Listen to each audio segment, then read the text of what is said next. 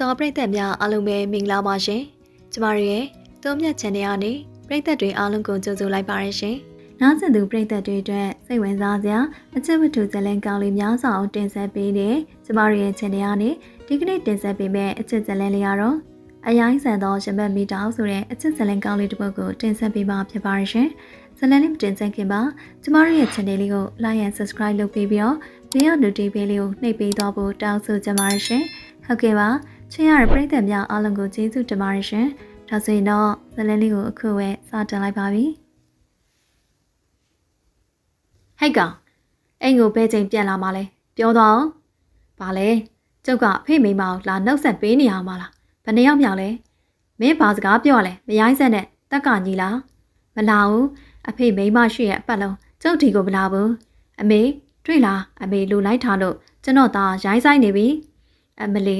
ငါ့ကိုဝယ်ပြောရတယ်ငါမြေယာရိုင်းဆိုင်တလေးပါတယ်လေပြောอ่ะမင်းတို့ဘာရီများသူကမတရားလှုပ်ထားတာရှိဘူးလို့လေဦးဒနာဖြိုးကျွေဟာမိခင်တော်မြကျွေကိုမကြည်မချမ်းအပြစ်တင်ပြောဆိုပါတယ်ဟာမရှိလို့ဒါပဲရှိများရှင်ကျွန်တော်လေပင်ပြက်နေတာကြပြီအမေရဲ့အဲ့လူသားပြောရရင်မင်းတို့ကရောကိုသားတယောက်လုံးစုံစုံမှမရှိပဲစီးပွားရေးနောက်တနာရာကနောက်ပဲလိုက်နေကြတယ်မင်းတို့မိဘတွေကလည်းတအားကောင်းကြတာဆိုတော့နားထဲမှာကြားနေကြစကားတွေကိုအမြန်ကောင်းတွေကနေထုတ်ပြလိုက်တယ်။သူ့ဘက်မှာရှိရဆိုလို့ပွားများကျန်တယောက်ပဲရှိရဲ့။တက်ကညီလာရဲ့မိဘနှစ်ပါးစလုံးဟာကိုယ့်အိမ်တောင်နဲ့ကိုအသေးသေးကွာရှင်းထားပြီးသားဖြစ်ကြတယ်။ငယ်ငယ်ကလေးကအဖွားရဲ့လက်အောက်မှာကြီးပြင်းလာခဲ့တယ်ဆိုလဲမမဘူး။အချိန်ပေးတာအချစ်ပေးတာဂရုစိုက်ပေးတာကျင်တာပေးတာတွေစိုးစုံမာတာတွေမရှိဘဲနဲ့ကြီးလာတော့မှရိုင်းတလေးပါတလေးနဲ့တော်တော်တရားကြဖို့ကောင်းတဲ့လောကကြီး။တက်ကညီလာပြည်ရင်းပွဲကဘယ်နဲ့ပွဲရှိလဲ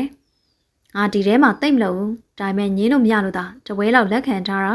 တက်ကညီလာဆိုင်ကယ်ပြိုင်ပွဲကားပြိုင်ပွဲမှာချန်ပီယံဆုရထားတဲ့ချန်ပီယံအမောင်းသမားဝါသနာနဲ့အလုတ်ကင်တက်တဲ့ကြတယ်လို့ဆိုရမယ်ရှေ့တနေ့ကနိုင်ငံခြားမှာပြုလုပ်ခဲ့တဲ့ကားပြိုင်ပွဲမှာချန်ပီယံဆုကတက်ကညီလာရခဲ့နိုင်ငံတကာကိုထိုးဖောက်ပြီးကားပြိုင်ပွဲဆိုင်ကယ်ပြိုင်ပွဲတွေမှာခင်းအနေနဲ့ရက်တည်နေခဲ့တာကြာခဲ့ပြီပြည်ရင်ပွဲတွေမှာဆိုရင်ညီလာတိတ်မလုပ်ပဲပြည်ပပွဲတွေကိုပဲပို့ပြီးအားထဲဖြစ်တယ်။ရက်တီဂျာကရော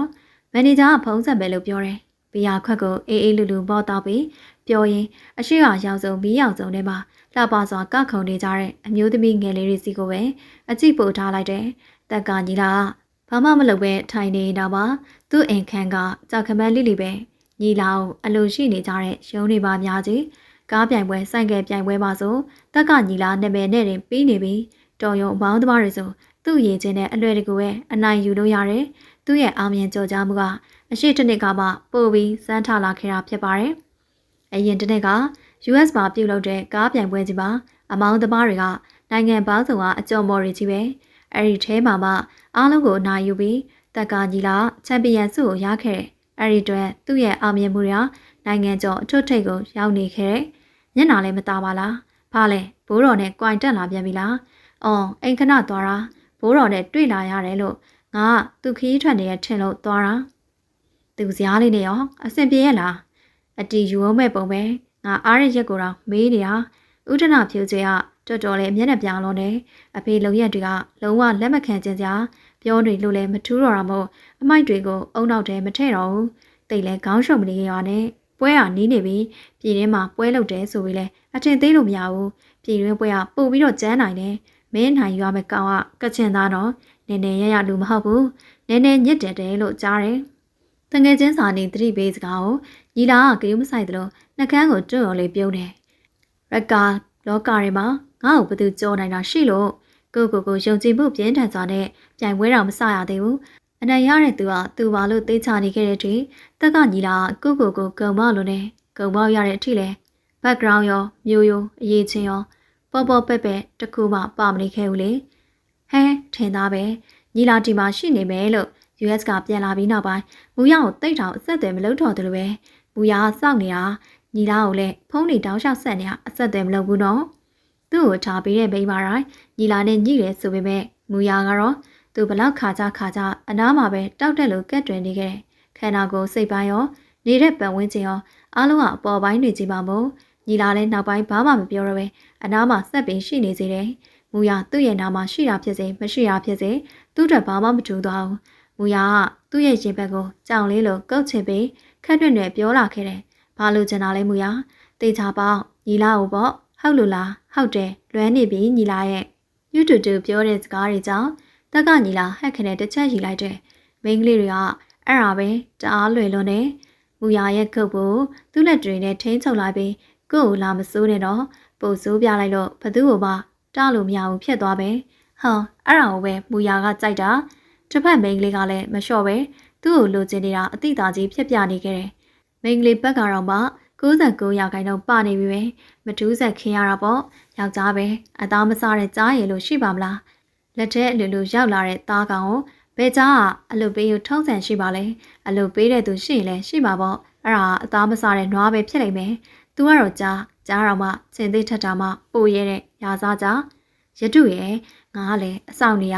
နေလဲဆောင်နေရပဲငါ့ကိုတကူးတကလာခေါ်ပင်ပန်းတာပေါ့ငါလည်းကျောင်းကိုလာမှာပဲလေကျောင်းမှာတူတူပြန်ဆုံကြတာပေါ့ငါလည်းလုံးဝစိတ်မကြတာလေမြို့လေးရနဲ့ကျောင်းလာတက်တာဆိုလို့ရဝေးလို့လည်းပြောရမယ်ငါနင့်ကိုမှဂယူးမဆိုင်မကြည့်လို့ဘသူ့ကိုကြည့်ရမှာလဲရတုနဲ့သူအောင်မဲတို့ကဘကူကနေမြို့လေးမှာငယ်ကလေးကနေပေါင်းသင်းနေတဲ့တငယ်ချင်းတွေဘကူကနေရန်ကုန်မှာကျောင်းလာတက်တော့သူတို့နှစ်ယောက်ကတယောက်ကိုတယောက်ပို့ဖေးမဖြစ်ကြတယ်ရဝေးကနေကျောင်းလာတက်ကြတဲ့နေမြို့သူဆိုလို့သူတို့နှစ်ယောက်ပဲရှိရမို့လို့အတူတူကိုင်းကြုံမိကျုံးကိုင်းမိနေကြတယ်ရတုကသူအောင်မဲကိုဆိုလူရာထက်ပိုအောင်တအားကယူးဆိုင်ပြီးတယ်အခုလေကျောင်းတူတူသွားမှာပဲကိုယောက်ျားလေးဆောင်ကနေသူမနေတဲ့အဆောင်ထိတကူးတကခေါ်တာပဲကြည်ငါတို့ကတခုခုဆိုနှစ်ယောက်ပဲရှိကြတာမဟုတ်လားတခုခုဆိုသီးခံလိုက်ပြန်ပြီးရန်စွာမနေနဲ့တိလာရတူကြီးမေတို့ကြားရင်လည်းကောင်းမှာမဟုတ်ဘူးငါကလည်းလူတစ်မျိုးဟာငါ့ကိုကြိုက်တယ်လို့လုပ်လို့ရတယ်ဒါပေမဲ့နင့်ကိုထီရင်တော့ငါလုံးဝမရဘူးငါနိုင်ရင်တော့မှမရရအောင်ပြန်လုပ်ချင်တာငါနင့်ကိုထီနည်းနည်းလေးမှခံချင်တာမဟုတ်ဘူးနင့်ရဲ့စင်တော့ငါနားလဲပါတယ်ဒါပေမဲ့ငါအတွက်ကြောင့်နင်ထိနာနေရငါမကြည့်ချင်ဘူးလေအားနေတာနဲ့အားတာတာလည်းကြည့်ရသေးရဲ့ငါတို့ကပညာကိုအေးအေးဆေးဆေးသင်ပြီးနောက်ကြရင်နေရာကောင်းတစ်ခုမှအလုပ်လုပ်မယ်ဘဝကိုအေးအေးဆေးဆေးဖြတ်သန်းမယ်အဲ့ဒါပဲလေဟဲ့ငါကြောင့်နဲ့နေနာကျင်တာမျိုးမမြင်ကျင်လို့ပါကျောင်းမှာကောင်လေးတွေကသူမကိုဆိုအနေငယ်မြစချင်တာချင်ကြတယ်အဲ့လိုစနောက်တာကိုရတုကဆက်ထိမခဲပဲရန်ဖြစ်ကြတော့ကျောင်းမှာသူရောက်မဲကိုထိရတဲ့သူမရှိကြအောင်အေးပါဟာငါစင်ကျင်ပါမယ်ຫນွေသွေးရဲ့ငါရှုပ်ချက်အဲ့လိုတွေမကြည့်ရပါဘူးကြည့်ပါဟာလိုက်ခဲ့လိုက်ကြိုက်သွားစီရမယ်ငါတော့မှအဲ့ဒီလောကကိုတိတ်ကြိုက်တာမဟုတ်ဘူးဒါပေမဲ့ဟိုရောက်သွားတော့လူငယ်ဘဝရဲ့အနှစ်တွေအကုန်ခံစားရတယ်လို့တော့ပြောလို့ရတယ်တအားလွတ်လပ်တဲ့နေသီလားသူရောက်မယ်နင်ကလည်းအဆောင်မှာပဲနေနဲ့နည်းနည်းပပအပြင်ပုဂ္ဂိုလ်တရားလေးရှာကြမအောင်ငါကြီးကိုပညာသင်ဖို့လာတာအပျော်ပါကိစ္စနဲ့လာတာမဟုတ်ဘူးငါမိနဲ့အဖေလည်းရရလှုပ်တွေလှုပ်ပြီးငါ့ကိုမြို့ပေါ်မှာကြောင်းထားရတာလာတိုင်းငါစိတ်တွေကလွယ်တာမဟုတ်ဘူးအပူထွက်ငွေတွေကတက်နိုင်သမျှထိရမယ်အသုံးစိတ်တွေရှော့ချရမယ်ဖြစ်နိုင်ငါအပြင်ထွက်ကျင်တာမဟုတ်ဘူးသူရောက်မယ်ပြောရွေသေးရကောင်းတစ်ခါကနဲ့အံ့ဩပြီးအမလေးဖျားဖြစ်မဲ့အုံနေခဲ့ရင်နင့်အကြောင်းငါသိတာပေါ့အခုကစိုက်ကဲပြိုင်ပွဲကိုနင့်ကိုခေါ်သွားကြလို့အတူသွားနေကြဟုတ်အုပ်စုကလည်းဒီတစ်ခါမလိုက်တော့ဘူးလို့ပြောလို့ငါကလည်းတအားသွားချင်တယ်လက်မှတ်တွေလည်းအကုန်ဝယ်ထားပြီးသူတို့ကမသွားတော့ဘူးဆိုတော့အဖေါ်ဆိုလို့နေမရှိလို့ပါဟာငါလည်းနင့်ကိုပဲခေါ်သွားချင်တာပြီးတော့နင့်ကိုလည်းတီးပြိုင်ပွဲကိုမြင်ပူးစေချင်တာဟဲဘာလို့ရမှာလဲဆိုင်ကယ်ပြိုင်ပွဲမှာပြိုင်တာများလိုင်းပေါ်မှာမြင်မှုပါတယ်အန်ဒီလည်းများတယ်မကြည့်ချင်ပါဘူးသူရောက်မရလဲတကယ်ပဲမကြည့်ချင်တဲ့ကြောင်စာပဲလုပ်ချင်တဲ့ကြောင်တဦးတည်းတော့တငယ်ချင်းမလေးຫນွေသေးကိုပြောတယ်ຫນွေသေးကတော့မရရအောင်ခေါ်မဲ့ပုံရတယ်သူရောက်မယ်ပြောရတာခက်ပါလားငါ့ကိုမခင်လိုက်လက်မှတ်ကိုလည်းငါပဲအကုန်ခံပါပါဆိုလိုက်ခဲ့ပါဟာငါတကယ်သွားချင်လို့ပါနော်ຫນွေသေးကဇွတ်တရဆန်းခြင်းနဲ့သူမလိုအပ်တာတွေရှိရင်မခင်ဘူးလားဘာညာနဲ့အတင်းရောတယ်လိုင်းပေါ်မှာလည်းကားပြိုင်ပွဲတွေစိုက်ကယ်ပြိုင်ပွဲတွေသူမမြင်ပူပါတယ်ဘာမှတိတ်ပြီးထူးထူးခြားခြားရှိရမဟုတ်ပေနဲ့ဘာလို့ຫນွေသေးကဒီပြိုင်ပွဲကိုမှစိတ်ဝင်တစားသွားကြည့်ချင်နေရတာလည်းမသိဘူးသူမမလိုက်ရင်လည်းຫນွေသေးကအဖော်မရှိပဲတယောက်တည်းသွားဖို့ကလည်းမဖြစ်နိုင်ဘူးသူမကလည်းမလိုက်ချင်နဲ့ဘယ်လိုလုပ်ရမှန်းမသိတော့ဘူးဖြစ်နိုင်ရင်အဆောင်မှာပဲနေပြီးစာပဲလုပ်ချင်တယ်စတားပါအောင်လုပ်ပြီးမဟာဂရီနဲ့ဆက်တက်ချင်တာသူ့ရဲ့အိမ်မက်တွေຫນွေသေးမမှန်ဖြေစံဘာလို့ဒီလောက်တောင်ဆရာထက်တန်နေရတာလဲဒီပြိုင်ပွဲကဘာမို့လို့လဲဟာပြောပါမယ်ဟဲ့သူရောက်မယ်ပြီးတော့ຫນွေသေးကဆက်ပြေးပြီးနဲ့ပြောပြလာတယ်ဟိုတနေ့က US မှာသွားပြိုင်တဲ့တယောက်ဒီတယောက်ကပြိုင်ပွဲမှာအဲ့ဒါကြောင့်ငါသူ့ကိုမြင်မှုချင်လို့အမလေး तू ကဘာမို့လို့လဲလူတယောက်ပဲဟာလူကိုများပတ်စံပေးပြီးအဖြစ်တဲ့သွားကြည့်ချင်ရတယ်လို့နေရတော့မြင်ဖူးတော့ပဲသိပါလေငါတော့သိနေတော့သွားချင်တဲ့ဟာ तू ကချန်ပီယံရထားတာအဲ့လိုလူတယောက်ကပွဲထဲမှာပါမှာငါတို့အားပေးရမှာပေါ့အားပေးရကြလဲနဲ့မယ်ထင်တယ်သူ့စတိုင်ကိုငါအသေးကြွေတာအမလီနွယ်သွေးရဲ့ဟိုကလည်းနင့်ကိုဘာမှမကြွေးပဲနဲ့အဲ့လောက်ထိအမုန်းမတင်စမ်းပါနဲ့နင်မမြင်ဘူးသေးလို့ပါသူ့ရောက်မယ်နင်သာမြင်ဘူးသွားရင်ငါလိုပဲကြွေးသွားလိမ့်မယ်နွယ်သွေးအဖို့ပြောတဲ့စကားမဖြစ်နိုင်သလိုသူ့ရောက်မယ်ကောင်းခါရလိုက်တယ်မဟုတ်တာကြီးကိုဒီလောက်အမုန်းတင်နေတာတိတ်မဟုတ်သေးပါဘူးနောက်ဆုံးတော့တက်ကညီလာအောင်ငါပြင်မှာတွေ့ဘူးခြင်းတယ်လို့တငယ်ချင်းရဲ့လိုက်ခံစမ်းပါဆိုပြီးမရရအောင်ခေါ်တဲ့တွေ့သေးကြောင့်သူရောက်မယ်မရောက်မကဲနဲ့ပွဲတွေကိုလိုက်လာခဲ့ရပါတယ်ပွဲတွေရောက်တာနဲ့ပွဲဆိုတဲ့အတိုင်းစုညံတန်တွေအော်ဟစ်တောင်းချက်တဲ့တန်တွေဩဘာတန်တွေမကြားချင်ပါဆိုပဲဒီတန်တွေကပဲဒီပြိုင်ပွဲကိုအသက်ကြွလာအောင်စွမ်းဆောင်ပေးနေသလိုပါပဲသူမဒီပြိုင်ပွဲကိုမလိုက်ချင်လို့ခါခါတီတီညင်းနေခဲ့တာဒီပွဲကိုရောက်တော့မှသိရတော့တယ်ပွဲထဲမှာလူတွေအများကြီးပဲအများကြီးဆိုပါအများကြီးຫນွေသွေးနဲ့သူ့ရောက်မယ်တော့လူတွေအများကြီးကြားမှာပြက်ကွယ်နေတယ်လို့ထိခံစားလာရတယ်ຫນွေသွေးစီကပွဲလက်မှတ်ကြီးကိုမေးဖူးပါတယ်ကြီးရလည်းမြင့်ကြီးကြီးအများကြီးနဲ့လူတွေအများကြီးဘလို့လောက်ပြီးတရားပါဒီလောက်စိတ်ဝင်စားနေရတာလေသူရောက်မယ်ကွာຫນွေသွေးခေါ်လာလို့သာလာရတာအဲ့လိုဆိုင်ကပြိုင်ပွဲတွေကားပြိုင်ပွဲတွေဆိုတာကိုနဲ့မသက်ဆိုင်လို့မနီးစက်တဲ့လောကကြီးကိုအာယုံထဲမှာတော့ဒီပြိုင်ပွဲတွေရှိရဲဆိုတာတစ်ခါလေးတော့သတိမရခဲ့ဘူးအခုကျတော့ပွဲလေရောက်တော့မှဆိုင်ကပြိုင်ပွဲကိုလူတွေများကြီးတရောသုံးပါအားပေးနေကြတာကိုတရံတော်ဖြစ်ရတယ်ပြိုင်မဲ့ဆိုင်ကစုစုပါ10ကြီးလောက်တော့ကြုံပဲအားလုံးကအသင့်နေထားနဲ့နေရာယူနေကြပြီးတော့ဆိုင်က10ကြီးတဲ့မှာတစည်းကလူတွေရဲ့အမြင်အာယုံနဲ့တိတိတတ်တာထင်းထွက်နေဆိုင်ကနေထားရောမောင်းသူရောဒီကိုယ်လုံးအနက်ဝင်းစင်ထားပြီးဟမ်မတ်ဆောင်းထားပြီးဆိုင်ကကိုခွထားတဲ့လူတယောက်ရဲ့အရှိဝါကတအားကိုကြီးမားလို့နေတယ်။ဘာမှမသိတဲ့သူရောက်မဲတော့မှမျက်လုံးကအဲ့ဒီဆိုင်ကကိုစီးထားတဲ့လူတယောက်ကနေမခွာနိုင်တော့ဘူး။အဲ့ဒီလူရဲ့ပုံပန်းတင်ပြင်ခန္ဓာကိုယ်ကအားကစားသမားတယောက်လိုစစ်လက်တဲ့ခန္ဓာကိုယ်ရွှဲပေါင်တန်းတူခြေထောက်ရွှေပြီးဆိုင်ကပေါ်မှာစမတ်ကြလို့နေဘလက်ဖူးလေသာဆွက်ကနေတင်းထွက်နေတဲ့ခန္ဓာကိုယ်ဖုထစ်တွေကသူ့တွင်ကကြက်လက်ကြောင်စွမ်းရည်နဲ့အားမှန်ကိုတကယ်ပြည့်ဝထုတ်ပြနေတယ်လို့ပဲအဝတ်စားစတိုင်ကအမဲရောင်အမောမဖောက်ဖူးလေသာဆွတ်တထဲဝတ်ထားတယ်။မင်းသားတယောက်တစ်တောင်ဆိုင်ကပြိုင်သူရဲ့ဖက်ရှင်ကမိမိုက်လုံးနဲ့ဦးကောင်းခြေထောက်လက်မောင်းတောင်ဘက်မှာမတော်စအက်ဆီဒင့်မျိုးနဲ့ကြုံရင်ဘေးကအောင်လို့ထည့်ထားတယ်။ဝစ်စင်ထားတဲ့စိုက်ကလေသာသုံးပြီးအလွန်ခံနိုင်ရရှိပြီးလက်ကြိုင်အစ်စ်နေရာမှာ hand protection ပါတယ်။လက်ချောင်းတစ်ချောင်းချင်းကိုလည်းခံနိုင်ရရှိအောင်ဖန်တီးထားတဲ့လက်ကတော့ကာထားတဲ့အရေးကြီးဆုံးရာမျက်နှာကိုအပြည့်အဝဖုံးထားတဲ့ full face helmet ဆင်ထားတယ်။ပြိုင်ပွဲမစသေးတာကြောင့်မှန်မချသေးရမို့အဲ့ဒီလူရဲ့မျက်နှာကိုအရှင်းမြင်နေရတယ်။အဲ့ဒီမျက်နှာကြောင့်ပဲပွဲတွေကလူအားလုံးရဲ့မျက်လုံးတွေစိတ်ဝင်စားမှုတွေကြားရောက်နေရလို့လည်းမမအောင်ခြေထောက်မှာ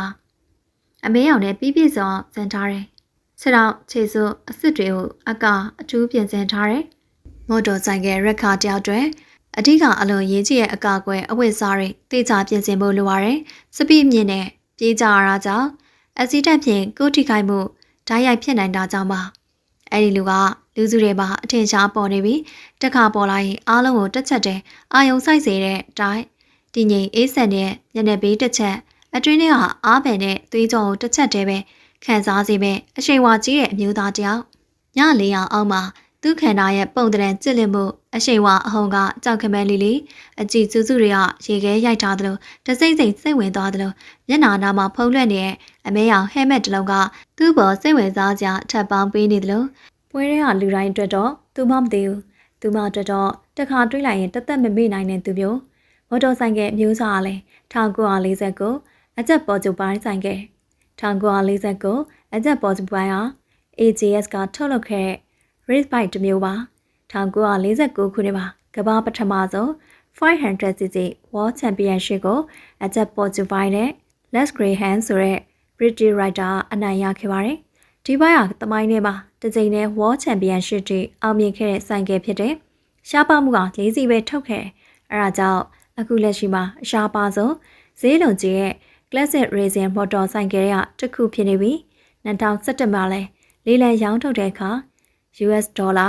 9 မီလီယံမြန်မာငွေဘီလီယံချီတောင်ရောင်းခဲ့တာကြောင့်ကမ္ဘာဈေးမြင့်ဆုံးမော်တော်ဆိုင်ကယ်လက်ထဲကိုဝင်ခဲ့တယ်။တက်ကညီလာရဲ့1949အချက်ပေါ်ကျူပိုင်မော်တော်ဆိုင်ကယ်ဟာတမိုင်းထဲမှာထူးခြားပြီးနာမည်ကြီးတဲ့ Race Bike ဖြစ်ပြီးတော့ပထမဆုံး 500cc World Championship ကိုအနိုင်ရခဲ့တဲ့တမိုင်းဝင်ဆိုင်ကယ်ဖြစ်ပြီးတကမ္ဘာလုံးမှာ၄စီးပဲရှိတဲ့ရှားပါလက်ရဖြစ်ပါတယ်။ဒီနေ့ပါလေတန်းချီစီနဲ့တန်ဖိုးမြင့်တဲ့မော်တော်ဆိုင်ကယ်လက်ချက်တစ်စီးဖြစ်နေသေးပါအယူသားဆုံးပြောရင်တက်ကညီလာနဲ့အဲ့ဒီဆိုင်ကယ်ကတသားရဲလို့ပြောလို့အောင်တွဲဖက်ညီလုံးပါတယ်မိမပြောတော့မလားချင်ပါဘူးဆိုမျက်လုံးတွေ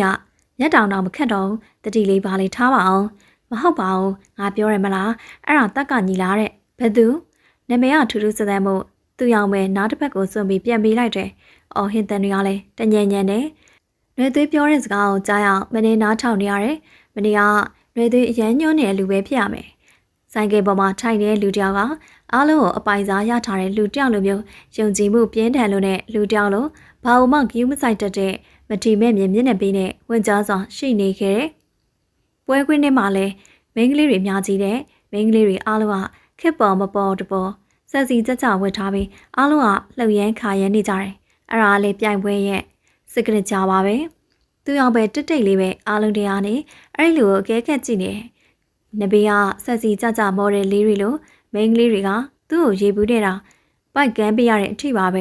သူကတော့မျက်မှောင်နဲ့ကြုံနေပြီးအရှိဟာကွင်းပတ်လန်တစ်ခုကိုပဲအာယုံထားတယ်ရေတောက်ပြီးတဲ့နောက်အားလုံးကဆိုင်ကယ်ဆက်တွေအဆင့်သက်နှိုးထားကြတယ်ကွင်းထဲမှာဆက်တန်တွေကတတော်တော်နဲ့စူညံနေအားလုံးပဲစမယ် ready 1 2 3 go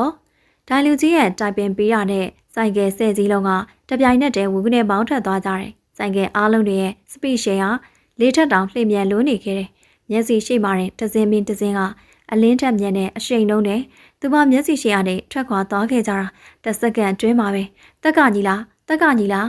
တက်ကညီလားနာမည်တစ်ခုတည်းကိုပဲလူများကြီးကဝိုင်းအော်နေကြတယ်အဲ့ဒီနာမည်ကိုသူ့ရောက်မဲနားရီဝနေခဲ့ပြီးအဲ့ဒီနာမည်ကိုຫນွေသွေးခဏခဏပြောနေတာမကြားချင်ပါဆုံးပဲခရင်တိုင်းတာဘလောက်ထိဝေလဲတော့သူ့ရောက်မဲမသိဘူးအားလုံးကလည်းကွင်းထဲမှာစူညံစွာနဲ့အာရပါရအားပေးနေကြတယ်ဆိုင်ကယ်10စီးလုံးပေါင်းထွက်သွားပြီး10မိနစ်ခန့်ကြာမှပဲကွင်းထဲကိုဆိုင်ကယ်တွေကပြန်ရောက်လာခဲ့တယ်ပထမဆုံးနိုင်ရဖို့အသာပေးနေတဲ့သူကတော့တက်ကညီလာမဟုတ်ပဲနောက်တစ်စီးဖြစ်နေခဲ့တယ်အဲဒီလူကလည်းကွင်းရဲ့ပန်းတိုင်တောင်အရှိန်နဲ့ပြေးလာနေခဲ့တယ်သူ့ရဲ့နောက်မှာဘိန်းတလိမ့်စာနောက်ကျနေတဲ့သူကတော့တက်ကညီလာပါပဲချန်ပီယံဖြစ်တဲ့တက်ကညီလာပဲဒီပွဲမှာအနိုင်ရမယ်လို့အားလုံးကမျှော်လင့်ထားကြတာဖြစ်တယ်ဒါပေမဲ့ဦးဆောင်နေတဲ့သူကတက်ကညီလာမဟုတ်တော့အားလုံးကမျက်လုံးဝိုင်းတာအသက်တောင်မရှူပဲစိတ်ဝင်စားနဲ့အံ့ဩတကြီးကြည့်နေကြတယ်။စူညံတန်တွေကလည်းတိကနေငြိမ်သွားတယ်။ဘာတန်မှမကြားရပဲဆိုင်ကယ်တန်တွေကပဲကြံနေခဲ့ပါတယ်။တက်ကညီလာရဲ့အရှိန်ကကြီးမားလွန်နေခဲ့တယ်။ပြိုင်ပွဲတွေကိုလုံးဝစိတ်ဝင်စားပါဘူးလို့ပြောတဲ့နေမျိုးသူလေးသူ့ရောက်မယ်လေစိတ်ဝင်စားစွာနဲ့ကွင်းရှိနောက်ဘလူရောက်လို့ရောက်သွားမှမသိဘူး။သူမကိုယ်တိုင်လည်းတက်ကညီလာရဲ့ဆိုင်ကယ်ကိုပဲအာယုံစူးစိုက်ပြီးတော့ကြည့်နေခဲ့တယ်။ပန်းနိုင်ဝင်တော့မယ်စစ9စက္ကန့်လောက်လိုမှာပဲတက်ကညီလာရဲ့ဆိုင်ကယ်ရှင်ကအရှိရလူထပ်ပို့ပြီးအရှိန်မြင့်လာတယ်ပထမဆုံးပန်းဝင်သွားတဲ့သူကတက်ကညီလာပဲဖြစ်ပါတော့တယ်ဟဲအားလုံးပဲထင်မှတ်ထားကြသလိုအနိုင်ရရှိတဲ့သူကတက်ကညီလာပဲဖြစ်ပါတော့တယ်အရင်ပန်းဝင်တော့မလို့နဲ့ဒုတိယဆွရသွားတဲ့သူကမကြိမ်မချမ်းနဲ့ဆိုင်ကယ်အုတ်ထုတ်ကိုအဝေးကိုလွှင့်ပစ်ပြီးဆိုင်ကယ်ကိုလည်းတုံတုံထုရိုက်နေခဲ့တယ်တက်ကညီလာကတော့ဘာမှဂရုမစိုက်သလိုအေးဆက်ဆက်မျက်နှာထားနဲ့အစောရအနိုင်ရရှိပြီးသားလူတယောက်လိုမရီမပြုံးအတီတင်းနဲ့ဆိုင်ကယ်ပေါ်ကနေငြိမ်ငြိမ်သက်သက်ပဲဆင်းလာခဲ့ပါတယ်။အဲ့ဒီမူရဝယ်မိန်းကလေးတွေကလည်းတဲတဲလှလှအားပေးနေကြတယ်။လက်ခုပ်တန်တွေလည်းတဟင်းနဲ့သူရောက်မဲ့ကိုရိုင်းကလည်းအားလုံးတဲမှာမှ professional ဆန်စွာပြိုင်သွားတဲ့ဒီလိုမလေးစားပဲမနေနိုင်လောက်အောင်ပဲယုံကြည်ချက်တွေပြင်းထန်ပြီးအနိုင်ရတဲ့သူကပွဲမစခင်ကလေးကပထမစုကသူ့ပဲရမယ်ဆိုတာသိချနေခဲ့ပွဲဆုံးတဲ့အထိမှလည်းအနိုင်ရတဲ့သူကသူ့အားလွယ်ပြီးတခြားမရှိဘူးဒုတိယရတဲ့သူကမကြည့်မသားနဲ့အောင်ငေါ့ပြောဆိုတောင်းချက်နေအောင်သူမတွေးလိုက်ရတယ်တက်ကကြီးလားအဲ့ဒီလူပြောသမျှဘာတစ်ခုမှတုံ့ပြန်တာမရှိပဲအနေစိတ်ကြောင့်နားထောင်နေဒါပေမဲ့သူ့ရဲ့မေယိုတွေကတော့တင်းနေတယ်ဒေါသထွက်နေရတိတာနေဒါပေမဲ့မကျေနပ်တဲ့ရဲရောင်တစ်ခုမှပြမနေရသူ့ရဲ့ဆွဲဆောင်မှုတစ်ခုပါပဲသူအောင်ပဲတိုးရင်နဲ့ကွင်းရှိတက်ကိုရောက်လာခဲ့ပြီးတော့သူမကိုယ်တိုင်လည်းအရှိကိုဘာလို့ရောက်လာမှမသိဘူးခုနဆိုင်ကယ်ပြိုင်တာစိတ်ဝင်တစားနဲ့စောင့်ကြည့်နေကြတာတတိယသွားတဲ့ချိန်မှာသူမကကွင်းလေရှေ့တက်မှာရောက်နေခဲ့ဘာလို့အရှိရောက်နေမှန်းတာသူ့ကိုယ်သူလည်းမသိတော့ဘူး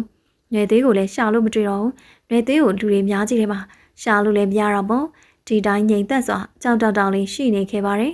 အနိုင်ရတဲ့သူကတက်ကညီလားဆိုတာသိကြနေရမို့ပွဲရလည်းမကြခင်မှာအဆုံးသတ်သွားလိမ့်မယ်လူတွေများကြီးကလည်းတော်တော့ပါအားပေးရတော့တပြေးပြေးနဲ့ပွဲထဲမှာလူတွေကရော့ပါလာလိမ့်မယ်လို့သူမစိတ်ထင်ခဲ့တာဖြစ်တယ်ဒါပေမဲ့ပွဲရထင်တဲ့လောက်နဲ့မပြီးသေးပဲဒုတိယရတဲ့သူကမကြည့်မချမ်းနဲ့ complaint တက်နေအောင်ကြားလိုက်ရတယ်တက်ကညီလာဘက်ကနေလောင်းကြီးတွေထည့်ထားတဲ့လူကလည်းသူတို့နိုင်တာမို့လို့ဝမ်းသာအားရနဲ့အကြီးကျယ်အောင်ဝဲခံပြီးစော်အော်နေကြတယ်အဲ့တော့မင်းကဘာဖြစ်ချင်တာလဲမင်းကရှုံးတယ်လူပဲကိုယ့်ရဲ့ရှုံးကိုလက်ခံလိုက်တော့တက်ကညီလာရဲ့စကားတစ်ခွန်းကြောင့်ပွဲထဲမှာဟီလာဟွာလာနဲ့အော်ဟစ်ပြီးအားပေးနေကြတဲ့ပရိသတ်တွေကလည်းမိကိုရင်နဲ့ငိမ့်သက်လိုက်တယ်လို့ရှဲကနေငိမ့်သက်သွားပြန်တယ်အဲ့လူရဲ့အတန်ကကြည်လင်ပြတ်သွားပြီးဩဇာတန်တွေပါနေခဲ့သူ့တန်ကြားတာနဲ့အားလုံးကလိုက်နာကျင်စရာကောင်းတဲ့ဒီလူကဩဇာတက်ကမနဲ့ပြည့်စုံနေခဲ့မကြည်နဲ့ဘူးโอเคထပ်ပြိုင်မယ်သူ့ရဲ့ရင်ချင်းကိုနည်းနည်းလေးမှတန်တရားမထားပဲထပ်ပြိုင်ဖို့သူ့ဘက်ကပဲစိတ်ခေါ်နေခဲ့ဒီပွဲကိုမကြည်နဲ့ဘူးဆိုရင်အနိုင်ရတဲ့သူကဆက်ပြီးပြိုင်ဖို့စိတ်ဝင်စားရဲ့လားမေးဖို့တိုင်လူကြီးမှတာဝန်ရှိတယ်တိုင်လူကြီးကလည်းတက်ကညီလာရဲ့စကားကိုထပ်ပြီးနားဆင်နေတယ်အနိုင်ရတဲ့သူကထပ်ပြီးပြိုင်မယ်လို့ကြင်ညာမှပဲနောက်တစ်ပွဲကိုဆက်ပြီးပြိုင်ခွင့်ရှိတယ်ထပ်ပြိုင်ရလဲဘာရေးလဲသူကိုယ်တိုင်ပဲနိုင်မှာမဟုတ်ဒီလူကတိတ်မဟုတ်သေးဘူးဒါကြောင့်မို့ပြည်ရင်းပွဲမှာသူတိတ်မလုပ်ချင်တာစိတ်ဓာတ်တွေက professional မဆန်ကြအောင်ရှုံးရင်အရှုံးကိုလက်မခံနိုင်ကြအောင်ဒီ brand ခွန်ဆိုတဲ့ကချင်သားကတော့တိတ်မဟုတ်သေးဘူးအရှုံးကပေါ်လွင်နေပေမဲ့တစ်ဖက်လူကလက်မခံတော့လေလွယ်ကူကူနဲ့အနိုင်ရတဲ့သူကလှည့်ထွက်သွားလို့ရပေမဲ့တက်ကညီလာအဲ့လိုမလုပ်ဘူးအေးဆေးနဲ့ပွဲပြီးလို့ရပါရဲ့နဲ့ complaint တက်ပြီးသူ့ကိုအုံနောက်ချအောင်လုပ်တဲ့ဒီလူကိုမှတ်လောက်သားလောက်ပညာပြန်ပေးဖို့စိတ်ထဲကနေညှို့ထားလိုက်တယ်။ဘာမဟုတ်တဲ့ဟာရီယာအာယုံနောက်တိတ်လောက်တာပဲ။ဒီခါအနောက်မှာကမာလေးတယောက်ကိုတင်ပြီးမားရမယ်ဘယ်လိုလဲ။ဒုတိယရတဲ့ brand ခွန်ကထပ်ပြီးစိန်ခေါ်လာတော့ညီလာမျက်ခုံးပင်ကြားကနေမထီသလိုတစ်ချက်ရွေဟမ်ညီလာတို့ကနောက်ဆုတ်ရရှိလို့လားအနောက်မှာကောင်မလေးတယောက်ကိုခေါ်ရမယ်ဆိုတော့ပွဲရကောင်မလေးတွေကလည်းအရှိကိုတိုးထွက်လာကြတယ်အားလုံးတွေပါတယောက်ကိုပဲညီလာကရွေးရမှာမလားသူတို့ကရွေးခံခြင်းလို့စပင်ကိုတတ်တဲ့သူကတတ်မျက်နှာကိုမိတ်ကပ်တွေနဲ့ပြင်တဲ့သူကပြင်တဲ့တော်တော်လေးကိုလှုံ့ဆော်နေကြရတယ်တန်ကညီလာပွဲတွေကိုရောက်ရင်စိုင်ကယ်ပြိုင်ပွဲပဲဖြစ်ဖြစ်ကားပြိုင်ပွဲပဲဖြစ်ဖြစ်သူ့ရဲ့အာယုံတစ်ခုပဲတွေ့စိုင်ကယ်နဲ့မောင်းရမယ့်လမ်းကြောင်းကိုပဲသူတားခဲ့ထားတယ်ပွဲတွေကလူတွေအားလုံးကိုသူ့အာယုံနဲ့မထားဘူးအခုတော့ brand ကစိန်ခေါ်တဲ့အတွက်သူ့မျက်လုံးတွေကပွဲခွင်းတွေကိုအကြည့်ပို့လိုက်တယ်အားလုံးတွေပါဘသူ့ကိုရွေးရမလဲစဉ်းစားနေတဲ့ချိန်အရှိနာမှာကြောင်ကြောင်လေးရက်နေတဲ့မိန်းကလေးတူဦးစီအကြည့်ရောက်သွားခဲ့တယ်မိန်းကလေးကလည်းသူ့ကိုပဲစူးစိုက်စွာကြည့်နေခဲ့သူကလည်းပြန်ကြည့်လိုက်တော့အကြည့်ကျင်ဆုံသွားတဲ့ခဏအဲ့ဒီမိန်းကလေးကချက်ချင်းပဲအကြည့်လွှဲလိုက်တယ်ပထမဆုံးဒီမိန်းကလေးရဲ့ပုံပန်းတစ်ပြင်သူစတင်အကဲခတ်လိုက်တယ်ဒါပေမဲ့ဒီမိန်းကလေးကဘယ်လိုမိန်းကလေးပဲဖြစ်ဖြစ်သူစိတ်ဝင်စားဘူးဆိုင်ကယ်ပေါ်ခေါ်တင်ရမယ့်မိန်းကလေးကိုစိတ်ထဲကနေရွေးချယ်လိုက်ပြီးဖြစ်တာကြောင့်ခြေလမ်းကျဲကြီးတွေနဲ့အဲ့ဒီမိန်းကလေးရှိအောင်သွားပြီးလက်တစ်ဖက်ကိုဆွဲလိုက်ပါတယ်ငါးနောက်မှာလိုက်ချင်လားလို့တော့မေးပေါ်မရပဲသူ့စိတ်ကြိုက်ခေါ်လာပြီးအရက်ပူပူလေးပဲရှိရဲ့အဲ့ဒီမိန်းကလေးကိုသူ့ရဲ့ဆိုင်ကယ်နောက်မှာဂျိုင်းကနေပွေးချတက်လိုက်တယ်အမလီဖယားလမ်းပြတ်သွားတဲ့စိတ်နဲ့သူ့ရောင်ပဲတစ်ချက်အော်ဟစ်လိုက်မိရဲ့မပြောမဆိုနဲ့လူပုံလေမှာသူမလက်ကိုတန်းတန်းဆွဲပြီးဆိုင်ကယ်နောက်မှာပွေးချလိုက်ပုံများအယုတ်လေးတိုင်းအဲ့လိုမျိုးဆိုင်ကယ်အကြီးကြီးတွေပေါ်မှာတခါမှလိုက်စည်းဘူးတဲ့သူ့ရောင်မရကြော်ချန်ချမ်းလာခဲ့တယ်။ဘာလုပ်တာလဲဒီလူဘာလုပ်တာလဲသူ့စံနာကိုတခွန်းမှမမေးပဲဒီလူကသူ့စိတ်ကြိုက်လှုပ်ပစ်လိုက်တာပဲအခုချိန်ထိဒီလူကသူ့မကိုလည်းလှည့်မကြည့်သေးဘူးပြိုင်မောင်းဖို့ပဲအစင်သင့်ဖြစ်နေခဲ့တယ်။ဘရန်ကွန်ကလည်းညီလာလိုပဲအနားမှာရှိတဲ့မိန်းကလေးတယောက်ကိုခေါ်ပြီးနှစ်ယောက်သားအကျိတ်နဲ့ပြိုင်မှုပြင်ဆင်နေကြတယ်။အားလုံးစင်သင့်ဖြစ်ပြီးထင်တယ်ဒါဆိုရင်စမယ်။ဒိုင်လူကြီးရဲ့စကားကြောင့်သူ့ရောက်မဲ့လက်ပြားခြေပြားတွေအေးဆက်လာတယ်။ပွဲတွေမှာလူတွေအားလုံးရဲ့ကြည့်ရသူမစီကိုပဲရောက်နေကြတယ်။အဲ့ဒီကြည့်တွေကိုသူမမခံစားနိုင်ဘူး။ဆိုင်ကယ်နောက်ကနေတခါမှမစီဘူးတော့ကုံကွက်နဲ့တမျိုးဖြစ်နေ။အရှိကလူကတော့လီပါကိုပဲအစင်တဲ့အဆုံးထိတင်နေ။ကြောက်တယ်ကျမကြောက်တယ်။အနောက်ကနေမဝင့်ပြေးနဲ့ပြောလိုက်တဲ့စကားကိုအရှိကလူကြားရလားမကြားရလားမသိဘူး။အနောက်ကသူမကလည်းထူပူနေပြီအဲ့ဒီကတက်ကညီလာအနောက်ကိုတစ်ချက်လှည့်လာပြီငါခါအောင်ဖတ်တာပြုတ်မကြစေနဲ့ဘာမှမဖြစ်စေရဘူးအတိပေးရုံလေးအဲ့လောက်ပဲပြောတယ်ဒိုင်လူကြီးကလည်းတိုင်ပင်ခေါ်ဖို့စနေပါတော့တယ်1 2 3 go ဆိုတဲ့အတန်ဆုံးတာနဲ့ဆိုင်ကယ်တစ်စီးကဝူးရင်းပေါင်းထွက်သွားပါတယ်သူ သူအောင်မဲနားထဲမှာဘာမှမကြားရတော့မျက်လုံးကိုလည်းကြောင်အားလက်အားနဲ့စုံပိတ်ထားတဲ့ပြင်သူမရဲ့လက်တွေဟာတက်ကညီလာရဲ့ခေါင်းတင်းတင်းကြပ်ကြပ်ဖတ်ထားပါတယ်မတော်လို့ပြုတ်ကျသွားရင်သူမတည်သွားမှာပေါ့အရှိရလူကတော့အနောက်ကမိမသားတယောက်ကြောက်နေလားမကြောက်နေဘူးလားဆိုတာတော့တကြမှာဂရုမဆိုင်ပဲဆန္ဒကိုလည်းမမေးမြတ်ပဲနဲ့အယုတ်လေးလိုဆွဲခေါ်လာပြီးစိုက်ကယ်နောက်မှာသူ့စိတ်ကြိုက်ထိုင်ခိုင်းပြီးအနိုင်ရဖို့ပဲကြိုးစားနေရအတိသားကြီးဒီလူကသူ့အောင်မြင်ဖို့သူများကိုဘာပဲလုပ်ရလုံမဲ့လူသားမျိုးဖြစ်ပါလိမ့်မယ်လေတိုးတဲ့အတန်တွေတဝီဝီကြားနေရတဲ့မျက်လုံးတွေကလည်းအလင်းရောင်တွေတစ်ဖြက်ဖြက်မြင်နေရတယ်ဒါပေမဲ့သူကဖွင့်မကြည့်ရဘူးဘယ်နေရာရောက်နေလဲသူမသိဘူးဒီနေထားကိုတအားကြောက်တယ်အရန်ကြောက်တာပဲဘာတွေကဘလို့ဖြစ်သွားပြီလဲဆိုတာသူမလုံးဝမသိတော့ဘူးလောကကြီးနဲ့သူအောင်ပဲခဏအဆက်ပြတ်သွားတယ်လို့ခဏနေတော့လေးထက်မြန်တဲ့အရှိန်တွေနဲ့လှုပ်ရှားနေတဲ့အရာတွေကလည်းတည်ငြိမ်သွားပြီးရန်နာသွားတာကိုပဲတတိယလိုက်တယ်ဒါပေမဲ့သူမရဲ့မျက်လုံးတွေကိုတော့ပြန်မဖွင့်နိုင်သေးဘူးအခုဒီကြောက်စိတ်တွေကမပြေနိုင်သေးဘူးဆိုင်ကအုတ်ထုပ်ကိုလာချွတ်ပေးလိုက်တော့သိလိုက်ရပြီလေတံတူတူလေးကသူမနာရဲဝိတ်ခတဲ့ဘာဖြစ်လို့ဒီလောက်ကြောက်နေရတာလဲဘာမှမဖြစ်တဲ့ကိစ္စ哦အတန်ကြောင့်သူရောက်မဲ့မျက်လုံးတွေပွင့်လာရတယ်သူမမျက်လုံးတွေပွင့်လာတဲ့အထိအနောက်ကနေလိုက်လာတဲ့ဘရန်ကွန်ရဲ့ဆိုင်ကမပေါ်လာသေးဘူးခုနကမှဆိုင်ကပိန်းတလိမ့်များပဲရဇန်နဲ့အနိုင်ရှုံးပေါ်ထွက်ခဲ့ပြီပဲအခုဒုတိယတစ်ခေါက်ပြိုင်တဲ့အချိန်မှာတော့တက်ကညီလာအပြတ်တက်ကိုအနိုင်ရသွားခဲ့ခုနကပွဲမှာဘာလို့ဒီလိုဖြစ်သွားခဲ့ရတာလဲတေစာဘက်ကတော့တက်ကညီလာပွဲကိုညှာထားတာမို့လို့ဖြစ်ပါလိမ့်မယ်အခုမှပဲသူ့ရဲ့ရေချင်းစစ်ကပေါ်ထွက်လာခဲ့တာ2မိနစ်လောက်ကြာတော့မှဘရန်ကွန်ရဲ့ဆိုင်ကပေါ်လာတယ်အခုတော့မှသူ့ရဲ့ရှုံးကိုလက်မခံခြင်းပဲလက်ခံလိုက်ရတော့တယ်ဒုတိယတစ်ခေါက်ပြိုင်ပွဲမှာထပ်ပြီးအဆက်ကွဲသွားခဲ့တဲ့ကချင်သားကတော့ခေါင်းတော်မဖော်နိုင်တော့ဘူးသူသာပထမပွဲမှာလက်ခံလိုက်ရင်ဒီလောက်မျက်နှာပြက်ပြီးအဆက်ရစရာရှိလာမှာမဟုတ်ဘူးအခုတော့သူရောက်မဲ့မျက်ရည်ဝဲလာတယ်ပွဲမှာရှိသမျှလူတွေကသူမစီကိုပဲအကြည့်ရောက်နေတယ်တက်ကညီလာသူ့ရဲ့နောက်မှာဘသူ့ကိုမှထိုင်ခွင့်မပြုတ်ခဲ့တာမဟုတ်ဘူးဆိုတာသူတို့အားလုံးကသိနေခဲ့တယ်သူ့ရဲ့နောက်မှာပထမဆုံးထိုင်စီးဖူးခဲ့တဲ့မိန်းကလေးကိုအားကြတဲ့မျက်လုံးတွေစူးစမ်းလူတဲ့မျက်လုံးတွေနဲ့စိုက်ကြည့်နေကြတယ်အဲ့ဒီကြည့်တွေကိုနေမြို့သူတွေကမခံဝင်ဘူးသူမရဲ့ပင်ကိုစတိုင်ကအေးစစ်စစ်ပဲနေတတ်တဲ့သူမို့ဒီလိုလူအုပ်တွေထဲမှာနေရတာဘလို့လက်လို့ကြိုက်လည်းမကြိုက်ဘူးလူတွေရဲ့အာယုံစိုက်ခြင်းကိုလည်းမကြိုက်တယ်လို့ဒီတိုင်းအေးစစ်စစ်ပဲနေခြင်းနဲ့ຫນွေသွေးရဲ့စကားကြောင့်သာသူမဒီပွဲတွေကိုရောက်လာခဲ့တာဘာမသိညာမသိတဲ့အဲ့ဒီလူရဲ့ဆွဲခေါ်တာကိုခံရပြီးတခါမှမစည်းဘူးတဲ့ဆိုင်ကယ်ကြီးရဲ့နောက်မှာလူကလွင့်ထွက်မတက်လိုက်ပါလာခဲ့ရတယ်ပွဲမှာလည်းအကျိတ်နေနဲ့အပြတ်သက်နိုင်သွားတာမို့အားလုံးကတက်ကညီလာကိုဝိုင်းပြီးချင်းမြောက်ဂုဏ်ယူနေကြတယ်တက်ကညီလာသူ့ကိုဝိုင်းပြီးအားပေးတဲ့ပြိတ္တတွေကိုနည်းနည်းလေးမှအာယုံနဲ့မထားပဲသူ့ရဲ့မျက်လုံးနဲ့အာယုံစူးစိုက်မှုတွေကအရှိအကောင်မလေးစီမှာပဲရှိနေခဲ့ညီလာအဆင်ပြေရလားသူ့တကယ်ချင်းစားညီလာပြောတော့မှာပဲညီလာကအသိဝင်သွားတယ်အရှိအကောင်မလေးကိုမေးငေါ့ပြတယ်ငုတ်တုံများမေ့နေရလားမသိဘူးသူ့ပြောကြောင်ဇာဒီကလည်းကောင်မလေးရဲ့ခြေတွေကိုအကဲခတ်ပြီးနောက်စရာမဟုတ်ဘူးဟာအတွေ့အကြုံမရှိတဲ့မိန်းကလေးလက်ရင်လက်စရာပဲလေမင်းနောက်ကိုတော့မှငါတခါမှမထိုင်ဘူးပြိုင်ပွဲရှင်နဲ့ဒီကောင်မလေးဆိုပို့ပြီးတော့လန့်တင်တယ်အခက်မသိရင်ဟတ်တက်တောင်မှဖြစ်နိုင်တယ်ကြီးကြီးကျယ်ကျယ်နဲ့ကွာပြန်ပို့လိုက်လူပုံလေးကနေဆွဲခေါ်လာခဲ့တဲ့သူဟာသူကိုယ်တိုင်ဆိုပေမဲ့ပြန်ပို့ပေးတဲ့သူကတော့သူကိုယ်တိုင်မဟုတ်ခဲ့ဘူးသူ့ရဲ့တငယ်ချင်းစာနီးလက်ထဲအယုတ်တရုတ်လိုထိုးထည့်ပြီးသူကတော့ဘသူ့ကိုမှဂရုမစိုက်ပဲသူ့သွားမဲ့လမ်းကိုပဲတက်တက်ရှာပြီးတော့ပွဲတွေကနေထွက်သွားပါတယ်သူထွက်သွားတဲ့ချိန်ထိသူ့ရဲ့နာမည်တွေစော်အောနေကြတယ်ပွဲတစ်ပြေလုံးဟိမ့်ထက်ပြည့်ရှံနေခဲ့တယ်ညရီပုတ်ခတ်တဲ့ဒီလူရဲ့ကြောပြင်ကိုသူ့ရောက်မဲ့အသာငေးကြည့်နေမိတယ်ခုနကသူ့ဤတင်းကျပ်နေအောင်ဖတ်ထားပြီးတဲ့လူတယောက်ရဲ့ခါဂျိုင်းရောက်ကနေပွေ့ချီခဲ့တဲ့ဒီလူရဲ့ခွာအားလုံးကသူ့မအတွက်မမေးနိုင်စရာတွေပါပဲပြန်လိုက်ပို့ပါမယ်တက်ကညီလာတငယ်ချင်းကပဲသူ့ရောက်မဲ့ကိုအစဆုံးတာဝန်ယူပြီးအဆောင်တေးရအောင်ပို့ပေးရတယ်မနဲ့အိယာနုံကျင်ပါပဲလိုင်းဖွင့်လိုက်တာနဲ့ဓာတ်ပုံတွေကမမြင်ချမ်းမတစုံပဲရတုသူ့မြင်နေတဲ့အမြင်တွေကတကယ်ရောမှန်ကန်ရဲ့လားဆိုတာကိုတော့စဝေးစဝါဖြစ်သွားတယ်ဘလို့လုပ်ပြီးသူရောက်မဲ့ကဆိုင်ကယ်ပြိုင်ပွဲမှာပါဝင်သွားရတာလေဆိုင်ကယ်ပြိုင်သူရဲ့နောက်ကနေခိုးစီးနေရတဲ့သူရောက်မဲ့ရဲ့ပုံရိပ်ကိုမြင်အောင်လေသူမအတွက်စိုးရိမ်လေးပဲဘလို့ကနေဘလို့ဒီပြိုင်ပွဲကိုရောက်သွားရတာလေစဉ်းစားမတက်အောင်ပါပဲမနေ့က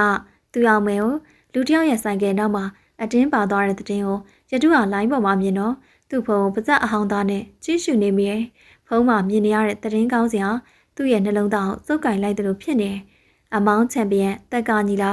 အမျိုးသမီးလေးတူကိုအနောက်ထိုင်ကုန်မှထိုင်စေခြင်းနဲ့တရင်ထဲမှာမြင်တွေ့ရတဲ့ဓာတ်ပုံကသူသိတဲ့သူရောက်မဲနဲ့တူတူဖြစ်နေပါတယ်။ရတူရဲ့လက်တွေတုံလာပြီးနှလုံးခုန်တဲ့နားထဲမှာတော့အကျယ်ကြီးပြန်ကြားနေရတယ်။မဖြစ်နိုင်ဘူး။သူရောက်မဲမဖြစ်နိုင်ဘူး။သူရဲ့စိုးရိမ်စိတ်တွေကလေးစားလိုပဲ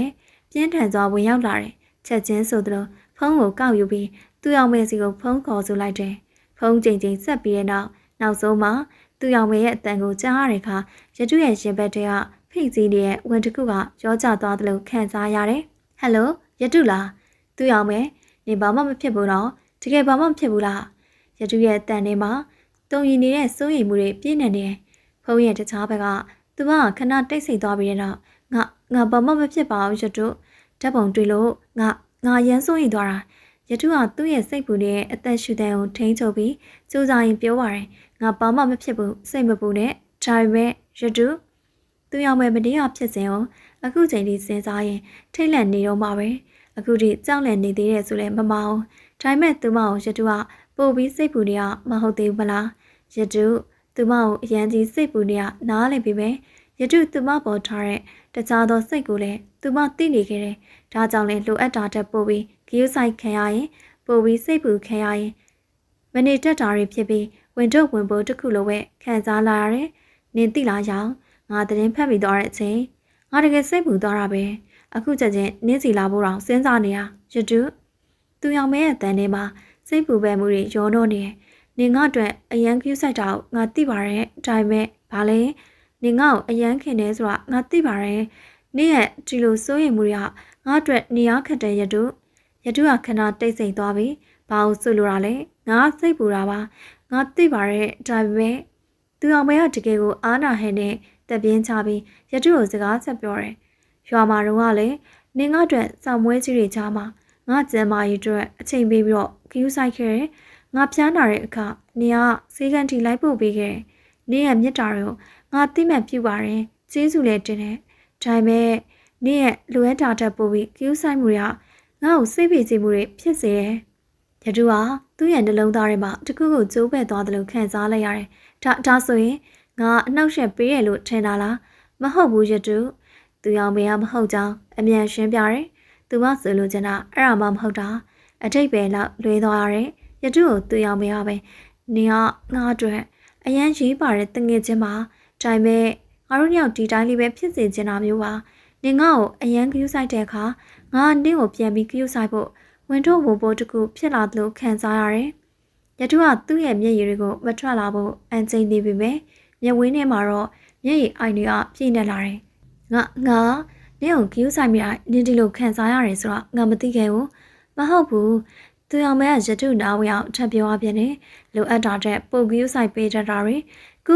ထက်တာမှသူမကိုခရူးဆိုင်ပေးတာတွေကသူမအတွက်အဆင်ပြေမနေဘူးငါတို့တငယ်ချင်းတွေဖြစ်ဆက်ရှိနေခြင်းနဲ့နင်ကငါအတွက်စိတ်ပူရဲဆိုတာငါသိပါတယ်ဒါပေမဲ့လိုအပ်တာတက်ပို့ပြီးမပူဖို့လိုတယ်ရတူကသူ့ရဲ့အသက်ရှူတဲ့ကိုညင်သာစွာရှူသွင်းလိုက်ပြီးစိတ်အေးအောင်ကြိုးစားနေပါတယ်သူရောက်မဲရဲ့စကလုံးတွေကသူ့အတွက်နာကျင်စရာကောင်းပြီပဲအမှန်တရားတွေလည်းဖြစ်နေရဲ့အင်းမငါခရူးဆိုင်ပါမယ်ငါတကယ်ပဲနင့်ကိုလိုအပ်တာတက်ပို့ပြီးခရူးဆိုင်မိတယ်ငါရဲ့စိတ်ပူပန်မှုတွေဟာနင့်ကိုနေရခက်တယ်ဆိုတာငါမသိခဲ့ဘူးငါတို့တယောက်တငယ်ချင်းကောင်းတွေဖြစ်ဆက်ရှိခြင်းတဲ့ရတူကသူ့ရဲ့နှလုံးသားထဲမှာနာကျင်မှုတွေရှိနေစေဖြစ်ပေမဲ့သူအောင်မဲရဲ့စကားတွေကိုနားလည်သဘောပေါက်ပါတယ်โอเคငါစူးစမ်းမယ်ငါတို့ကတငယ်ချင်းတွေပါပဲဖုန်းချလိုက်တဲ့အခါရတူကသူ့ရဲ့အိတ်ခဲထဲမှာအတွေးများစွာနဲ့တယောက်တည်းထိုင်နေမိတယ်သူ့ရဲ့စိတ်ထဲမှာရောထွေးနေတဲ့ခံစားချက်တွေရှိနေတယ်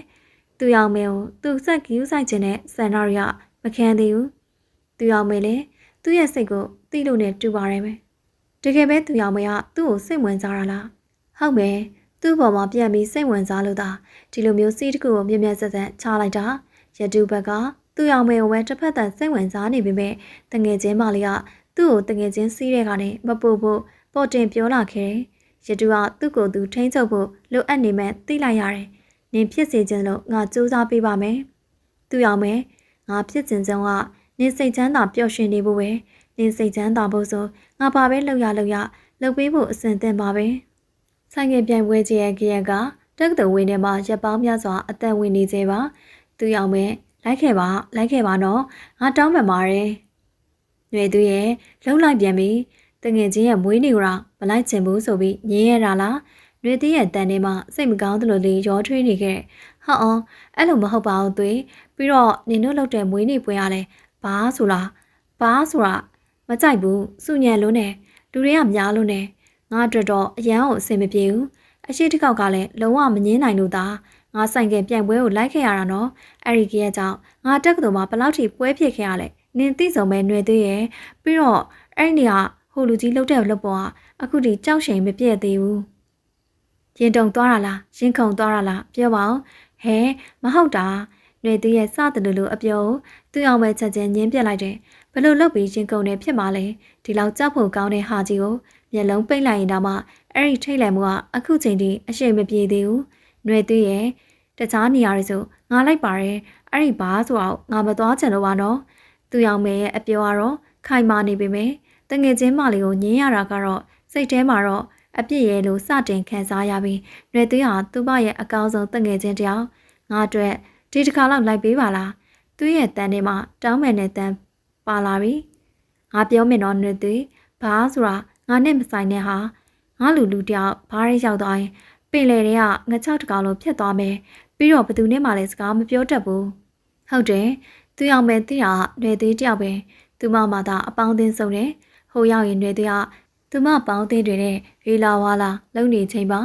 သူရောက်မယ်ပဲတယောက်တည်းဖြစ်နေတော့မှအဲ့ဒါကိုကြိုသိနေလို့မလိုက်ချင်ကြတာဒါပေမဲ့လည်းတကယ်ချင်းမလေးကသူမကိုပဲတိတိတသားခင်နေတယ်မလိုက်ရင်လည်းຫນွေသေးစိတ်မကောင်းဖြစ်မှသိနေပေမဲ့နောက်ဆုံးထိတော့ညင်းချင်နေသေးတယ်တကယ်လည်းမလိုက်ချင်ဘူးဘာမဟုတ်ပဲတခြားနေရာတွေမှာဆိုလိုက်ဖို့စံတာရှိပေမဲ့အခုကတကားမှမသွားဘူးတဲ့ဘာဆိုတဲ့နေရာမို့မသွားချင်ခဲ့တာဖြစ်ပါတယ်။ဒါပေမဲ့ငါရှိရလေသူရောက်မယ်ငါနေနဲ့တူရှိနေမှာပါသူမတကယ်မလိုက်ချင်ကြောင်းຫນွေသေးကိုနားလည်အောင်ဘယ်လိုရှင်းပြအောင်မသိဘူးနေမလိုက်ချင်ငါမွေးနေပွဲမလုပ်တော့ဘူးຫນွေသေးတခါရဲ့အပြက်ပြောလာပြန်တယ်အဲ့လိုချင်းချမှုတွေကြောင့်လဲအရှိတစ်ခေါက်ကသူမနဲ့ဘာမှမဆိုင်တဲ့ဆိုင်ကယ်ပြိုင်ပွဲကိုຫນွေသေးကောင်းမှုနဲ့လိုက်ခဲ့ရတာကိုပဲကြည့်အခုလည်းမွေးနေ့ဆိုပြီးဘာကိုခေါ်ပြန်ပြီဘာရီပြောနေရလဲຫນွေသေးနေမွေးနေ့လေးဟဲ့မဟုတ်ဘူးနေမပိုင်ငါအတွက်တိတ်ပဲမရှိဘူးငါတငယ်ချင်းတွေထဲမှာနေကိုအခင်ဆုံးပဲနေမပိုင်ငါမပြောဘူးဒါမဲ့ຫນွေသေးမပြောနေတော့သူရောက်မယ်နေမလိုက်ချင်ဘူးဆိုရင်ငါတကယ်ပဲပွဲမလုပ်တော့ဘူးသူမပြောကြပါဆက်လို့ရောက်မယ်မသိဖြစ်နေပါတယ်သူရောက်မယ်ဘာကြောင့်ဘာအောင်မသွားချင်ရတာလဲတကယ်တော့မသွားချင်တာမဟုတ်ဘူးသူမကလူစိမ်းနေတဲ့စကားပြောတာလူသူထူထပ်တဲ့နေရာတွေမှာရှိနေရတာကိုမနှစ်သက်ဘူးဒါပေမဲ့ဒီတစ်ခါမှလည်းသွေးထွက်လိုက်ရောပေးရတော့မယ်သူရောက်မယ်နေတကယ်စဉ်းစားပြီးပြီလားငါတကယ်စိတ်ဆိုးနေပြီနော်နေငါအတွက်ဒီလောက်တောင်လှုပ်မပေးနိုင်ဘူးလားຫນွေသွေးရဲ့တန်ကလည်းတကယ်ကိုဝမ်းနေနေဟန်နောက်ဆုံးချိန်ထိသူမအောင်ပေးနေတော့မှပဲတစ်ဖက်လူကဒီလောက်ထိလိုလလားရှိမှာတော့သူမငင်းဆန်ရမှတမျိုးလေးဖြစ်လာခဲ့တယ်ຫນွေသွေးသူမကိုတကယ်ခင်တာသူမလည်းသိပါတယ်။ຫນွေသွေးဘာလဲသူမအတန်ထဲမှာမျောလင်းချက်နဲ့စိုးရိမ်ခြင်းတွေရောနေတယ်။အော်ຫນွေသွေးနေမွေးနေပွဲကိုငါလိုက်မယ်။ဟာတကယ်လား။ဟာကျေးဇူးပဲချက်လိုက်တာတကယ်ချင်းမလေးရဲ့။ຫນွေသွေးရဲ့တန်ထဲမှာပျော်ရွှင်မှုတွေပြည့်နေတယ်။သူရောက်မရသူမမွေးနေကိုလိုက်တာနေတယ်။ဒီလောက်ထိပြောဖို့လို့လား။အလကားအယူမပြီးရင်နောက်ထပ်လည်းဒီလိုပဲချင်းကြအောင်ပါသိနေခဲ့တယ်။ຫນွေသွေးရဲ့ချင်းကိုသိပေမဲ့လည်းတငယ်ချင်းတွေဆိုတော့ကြလဲစိတ်မစိုးနိုင်ဘူး။အော်ဒါပေမဲ့ຫນွေသွေးငါဘလို့ဝေ့ရမယ်မသိဘူးနော်။ငါမှဘာတော့ဖို့အဝတ်စားရမရှိဘူး။စိတ်မပူနဲ့သူရောက်မယ်။ငါနဲ့ဝယ်ပေးမယ်။ငါနဲ့တူ shopping သွားမယ်နော်။သူရောက်မယ်နှာခေါင်းရှုံသွားမိရဲ့။သူမမွေးနေ့ကိုသူရောက်မယ်လိုက်ဖို့ຫນွေသွေးကဘလောက်တောင်မှစိတ်အားထက်သန်နေခဲ့ရလဲ။သူမအသက်ရှူပြင်းပြင်းလေးရှူလိုက်တယ်။ຫນွေသွေးကိုအားနာလို့သာအဲ့ဒီမွေးနေ့ပွဲကိုလိုက်ပါမယ်လို့ပြောခဲ့တာတကယ်ဆိုဘာမှလုံးမဲ့မွေးနေ့ပွဲကိုလိုက်ချင်ခဲ့တာမဟုတ်ဘူးနောက်တစ်နေ့မှာຫນွေသွေးနဲ့တူ shopping ထွက်ရတယ်သူမသူရောက်မယ်ကိုဘာတော့ဖို့အဝတ်စားတွေဝယ်ပေးရဲ့သူရောက်မယ်ကတော့စိတ်ညစ်ညစ်နေပဲသူမရွေရဲ့အဝတ်တွေကိုဝတ်ကြည့်ရတယ်သူရောက်မယ်နင်ဒီအနက်ရောင်ခေါင်းဝင်လေးနဲ့ဆိုလိုက်နေရပဲကြည့်လိုက်အောင်ຫນွေသွေးကသူမကိုမှန်ဘက်ကိုတွန်းပို့ပြီးပြောပါတယ်မှန်တွေကပေါ်နေတဲ့ကိုကြည့်မိရဲ့တကယ်ပဲသူမပုံစံပြောင်းသွားတယ်လို့ပဲအော်လှတယ်ဟမ်ငါပြောတာပဲຫນွေသေးကတော့သူမကိုကြည့်ပြီးပြုံးနေပါတယ်သူမစိတ်ကြိုက်ပဲလှုပ်ခိုင်းထားရတယ်ຫນွေသေးကလည်းသူမစိတ်ကြိုက်လှုပ်နေရလို့အပျော်ကြီးပြုံးနေခဲ့တယ်ကဲဒါဆိုရင်ဒီဟာတွေဝယ်လိုက်မယ်သူရောက်မဲ့ခေါင်းညှိလိုက်တဲ့တိုင်ပဲစိတ်ထဲမှာတော့ကြောက်ရွံ့မှုတွေရှိနေသေးပါပဲစိတ်မပူနဲ့သူရောက်မဲ့ငါရှိရဲ့ဘာရောက်တော့စ စုညံ့တန်တွေတောက်ပြောင်တဲ့မီတွေလူတွေရဲ့ရီမောတန်တွေကားခုန်တန်တွေကိုကြားရမြင်ရတယ်။သူမစိတ်လုံရှားနေခဲ့တယ်လို့တခါမှမရောက်ဘူးတဲ့နေရာမို့ပို့ပြီးတော့စိမ့်သက်နေပါတယ်။ဒါနှဲတငယ်ချင်းမလား။သူရောက်မဲကိုလှမ်းပြီးနှုတ်ဆက်နေကြတဲ့သူတို့အားလုံးကနှဲသူရဲ့တငယ်ချင်းတွေဖြစ်မယ်။နှဲသူကတငယ်ချင်းဆောင်နေဒါပေမဲ့အခင်ဆုံးကတော့သူရောက်မဲလို့တော့ပြောတာပါပဲ။သူမကတော့မနေတတ်စွာနဲ့နှုတ်ဆက်တဲ့လူတွေအားလုံးကိုပြုံးပြနေမိတယ်။ဒါကတော့ငါတငယ်ချင်းသူရောက်မဲ။သူကဒီနေ့ငါ့အတွက်လာတာနော်။နှဲသူကသူမကိုဆွဲပြီးမိတ်ဆက်ပြီးဝင်းနေပွဲကိုကြိုရောက်နေကြတယ်။နှဲသူရဲ့တငယ်ချင်းတွေကသူမကိုကြည့်ပြီးနှုတ်ဆက်ကြတယ်။သူမကတော့ရှက်ကူးရှက်ကန်နဲ့ခေါင်းညိတ်ပြီးပြုံးပြတဲ့ပွဲစားပြီးဘာဆိုတော့လူတိုင်းကရက်တောက်ကြတယ်။ကကြတယ်ပြောကြတယ်။သူမကတော့ဒေါင်တာကထိုင်ကုန်မှထိုင်ပြီးကြောင်တောင်လေးဖြစ်နေခဲ့တယ်။နှဲသူကတော့သူ့တငယ်ချင်းတွေနဲ့တူကားကုံပြောပါနေတယ်။အထဲရောက်ရင်ဘာမှမကြောက်နဲ့နော်။ငါတယောက်လုံးရှိရဲဆိုတဲ့နှဲသူရဲ့စကားတွေကိုသူရောက်မဲ့ခက်ရရလေးကြားရောက်ရင်ပြုံးနေခဲ့ပါတယ်။နှဲသူเจ้าကိုသိတာပဲ။ဒါပေမဲ့လည်းဘာမှမလှုပ်ရှားပဲငြိမ်နေတဲ့သူမနာမသာနှဲသွေးအဖော်လုပ်ပြီးနေဝင်းနေပွဲမှာပျော်ရွှင်မှုကလည်းရှိမှာမဟုတ်တော့ဘူးတငယ်ချင်းတွေများပြီးတငယ်ချင်းတွေနဲ့တူကားကုံပျော်ပါနေတဲ့နှဲသွေးကိုကြည့်ပြီးသူမလည်းအားကြမိပါတယ်တနားရီလောက်ကြာတော့နှဲသွေးကသူ့ရောက်မဲ့စီလာတယ်သူ့ရောက်မဲ့နေဘာလို့ဒီမှာထိုင်နေရလဲလာပါကရအောင်ငါဒီမှာပဲထိုင်နေတဲ့နှဲသွေးမရပါဘူးကရမယ်သူမကသူ့ရောက်မဲ့လက်ကိုဆွဲခေါ်တယ်သချင်းတန်ကကြေးလောက်စာဖွင့်ထားတယ်လူတွေကလည်းကားခုံနေကြတယ်ကြည့်ဒီလိုခုံရမှာနှွေသွေးဟာရှေ့ရနေကားခုံပြတယ်သူမမျက်နှာမှာပျော်ရွှင်မှုတွေပြည့်နေတယ်သူအောင်မေကတော့ရှက်ရှက်နဲ့အနှဲငယ်လှုပ်ရှားမိတယ်ဘာတကူအားစုညံ့ပြီးအလေးရောင်မိနဲ့အနားတောင်မှာပါတီလေးစပြီးတက်ကကြီးလာသူထိုင်နေကြထိုင်ကုန်လေးတစ်ခုမှာအရက်လေးတစ်ခွက်ကိုစိတ်ပြည့်နေပြီးတောက်နေပြီးအုံနောက်ဆေးတဲ့သူဒီမှာထိုင်နေတဲ့ချိန်ကကြာနေခဲ့ပြီးတောက်လျှောက်လုံးမိန်းကလေးတယောက်တည်းကိုပဲသူမျက်စိတောက်တောက်ကြည့်နေခဲ့တယ်အဲ့ဒီမိန်းကလေးကသူ့မျက်လုံးမလွဲချင်စရာကောင်းလောင်တိတ်ကိုစိတ်ဝင်စားဖို့ကောင်းနေတယ်။အဲ့ဒီမိန်းကလေးကိုလည်းသူရင်းရင်းနှီးနှီးသိနေခဲ့တယ်။ဟုတ်တယ်။ဆိုင်ကယ်ပြန်ဝဲညမှာပထမဆုံးတွေ့ခဲ့တဲ့မိန်းကလေးအဲ့ဒီမိန်းကလေးကိုသူ့ရဲ့နောက်မှာထိုင်စည်းခွင့်ပြုခဲ့တယ်။သူ့ရဲ့ဆိုင်ကယ်နောက်မှာဘသူ့ကိုမှတက်စည်းခိုင်းတာမျိုးမတွေ့ရဘူး။အဲ့ဒီမိန်းကလေးကပထမသူ့ရဲ့နောက်မှာစီးရတဲ့မိန်းကလေးဖြစ်တာကြောင့်အားလုံးကအဲ့ဒီမိန်းကလေးပေါ်စိတ်ဝင်စားမှုတွေမြင့်တက်နေခဲ့တယ်။အခုလည်းဘာမှရောက်ကြရအဲ့ဒီမိန်းကလေးကထိုင်ရာကနေမထပဲအနဲ့ရောင်ခါဝင်လေးနဲ့ကြောင်တောင်လေးဖြစ်နေခဲ့တာတတိထားနေပြီးအားလုံးနဲ့ကွဲပြားစွာအမှုရာတွေကငြိမ်သက်လွန်နေခဲ့တယ်ခဏနေတော့သူမရဲ့တငယ်ချင်းဖြစ်တဲ့သူဟာအတင်းလာခေါ်နေအောင်တွေးလိုက်ရတယ်တငယ်ချင်းခေါ်တဲ့နောက်ကိုရက်ကန်ပါသွားတယ်အဲ့ဒီမျိုးသမီးလေးကလူတွေများကြီးထဲမှာနေမတက်စွာနဲ့နေရခက်နေတာတိတ်တာလွန်နေခဲ့တယ်တိတ်မကြလိုက်ဘူးအဲ့ဒီမိန်းကလေးကထိုင်နေကြနေရာလေးမှာပဲဝိကနေပြန်လာထိုင်နေခဲ့တယ်သူကလည်းဘာရဲ့မဟုတ်အဲ့ဒီမိန်းကလေးကိုပဲတောက်လျှောက်ကြည့်နေမိခဲ့တယ်အဖော်ပါလားတစ်ဖက်မိန်းကလေးတွေအထာပေးလာတဲ့စကားတွေကိုလည်းတက်ကညီလာတကူးတကရေးဆိုင်ပြီးပြန်မပြေနိုင်ဘူးဘာလို့လဲဆိုတော့သူ့ရဲ့အာယုံအလုံးစုံကဒီမိန်းကလေးစီမှာပဲကြောက်ရွံ့နေလို့လာပါတယ်အထာလာပေးတဲ့မိန်းကလေးတွေကလည်းသူတို့ကိုယူဆိုင်တော့သူတို့ဘာသာပဲကောက်ခုံနေရတော့တိတ်မကြောက်အဲ့ဒီမိန်းကလေးကအရှိမချထားတဲ့ခွက်တစ်ခွက်ကိုမောတောက်လိုက်တာကိုသူတွေ့လိုက်ရတယ်အဲ့ဒီရေကလေချောင်းထဲဝင်သွားတာနဲ့ချစ်ဖို့ကောင်းတဲ့မျက်နှာလေးကရှုံမဲ့ပြီးခါသက်တဲ့ရတာကိုမနဲ့အန်တူနေရတဲ့ပုံစံကိုတွေ့လိုက်ရတယ်။အေဂါနာဒီမိန်းကလေးကဒီရေကိုရေလို့ထင်သွားတာပဲဖြစ်ရမယ်။ယူနေလားအဲ့ဒါအရက်ခါတွေလေရှုံမဲ့မျိုးချလိုက်ပြီးတဲ့နောက်သူ့ကိုယ်သူလည်းအံ့ဩနေတယ်လို့ခွက်ကုန်ကြပြပြန်ကြည့်နေတယ်။ဟုတ်တယ်တေချာပေါ့အဲ့ဒီမိန်းကလေးကရေနဲ့အရက်ကိုမှားတောက်လိုက်မိတာပါပဲ။တကားမှမတောက်ဘူးလားမသိဘူး။တကားမှအဲ့လိုနေရာမျိုးမရောက်ဘူးတဲ့ပုံစံလေးကတော့တိတာလုံးနေခဲ့တယ်။အပေါ်မင်းရဲ့သူ့ရောင်မရရေစားနေရတယ်။ခွက်ထဲကရေကိုရေလို့ထင်ပြီးအာရပါရတောက်ချလိုက်တယ်။ခဏတွင်မှာသူမမျက်နှာလေးကနေရဲလာပြီးမျက်လုံးတွေကပိန်းလာတယ်။သူများတွေကခုန်နေအောင်နေနေတယ်လို့တော့ခံစားလာရတယ်။ဒါဟာသူ့ရောင်မရဲ့ပထမဆုံးချိန်အရက်မူတာပဲဖြစ်ပါတယ်။အရက်အာနိသင်ကြောင့်သူ့ရောင်မရဲ့အပြုတ်မှုတွေကပုံမှန်မဟုတ်တော့ဘူး။သူမကစပွဲပေါ်တက်ပြီးခုနကလည်းလုံးဝမတူတော့ပဲခန္ဓာကိုယ်လေးလှုပ်ရှားနေပြီးကတက်မကတက်နဲ့ကနေခဲ့ပြီးတော့ဘားရဲ့မိုက်ခရိုဖုန်းကိုယူပြီးတချင်းဆိုဖို့ကြိုးစားတယ်တကယ်ချင်းလှုပ်သူကလည်းအခုမှဒီမိန်းကလေးတတိထားပြီးတော့သူမကိုဆွဲချဖို့ကြိုးစားပြီးပဲသူရောင်မရအားဆိုင်ပြီးအောက်ကိုလုံးဝဇင်းမခံဘူးတကယ်ချင်းတွေကလည်းသူမကိုအတင်းဆွဲချလာပြီးအောက်ကိုလည်းရောက်တော့ဘားကင်းရဲ့လဲကိုသွားပြီးတော့ကခုံတော့တယ် သူမရဲ့ကဟန်ကစမ်းပြလွန်တယ်လို့တကားမှမမြင်ဘူးတဲ့အကရီမို့လို့လားမသိဘူးရည်စရာကောင်းလို့လူအားလုံးကသူမကိုကြည့်ပြီးရီမောနေကြတယ်တက်ကညီလာဒီချိန်တွေကိုထိုင်ကုန်ကနေပြုံးပြီးတော့စောင့်ကြည့်နေမိတယ်သူ့မျက်လုံးထဲမှာသူ့ရောင်မဲရဲ့ပောက်ကရကဟန်တွေကချက်စရာကောင်းနေသလိုခံစားနေမိတယ်ဒါပေမဲ့သူရောင်မဲကမတ်တက်ရက်ဖို့တောင်ခက်ခဲနေပြီကဟန်ကနီတွေကိုတော့တစ်စက်လေးမှအလျှော့မပေးခဲ့ဘူးမျက်လုံးမိပြီးကွေးနေအောင်ကနေတော့တယ်အရက်လေးတစ်ခွက်နဲ့ဒီလောက်ထိဖြစ်စရာလားတေချာပေါက်ဥရိုင်းလေးမျိုးဖြစ်ပါလိမ့်မယ်တက်ကညီလာစက်မကြည့်နိုင်တော့ဘူးသူကအလင်ထသွားပြီးသူရောင်မဲရဲ့ခါလေးကိုသူ့လက်တွေနဲ့ဖက်ပေးလိုက်တဲ့တတိထောင်းလေ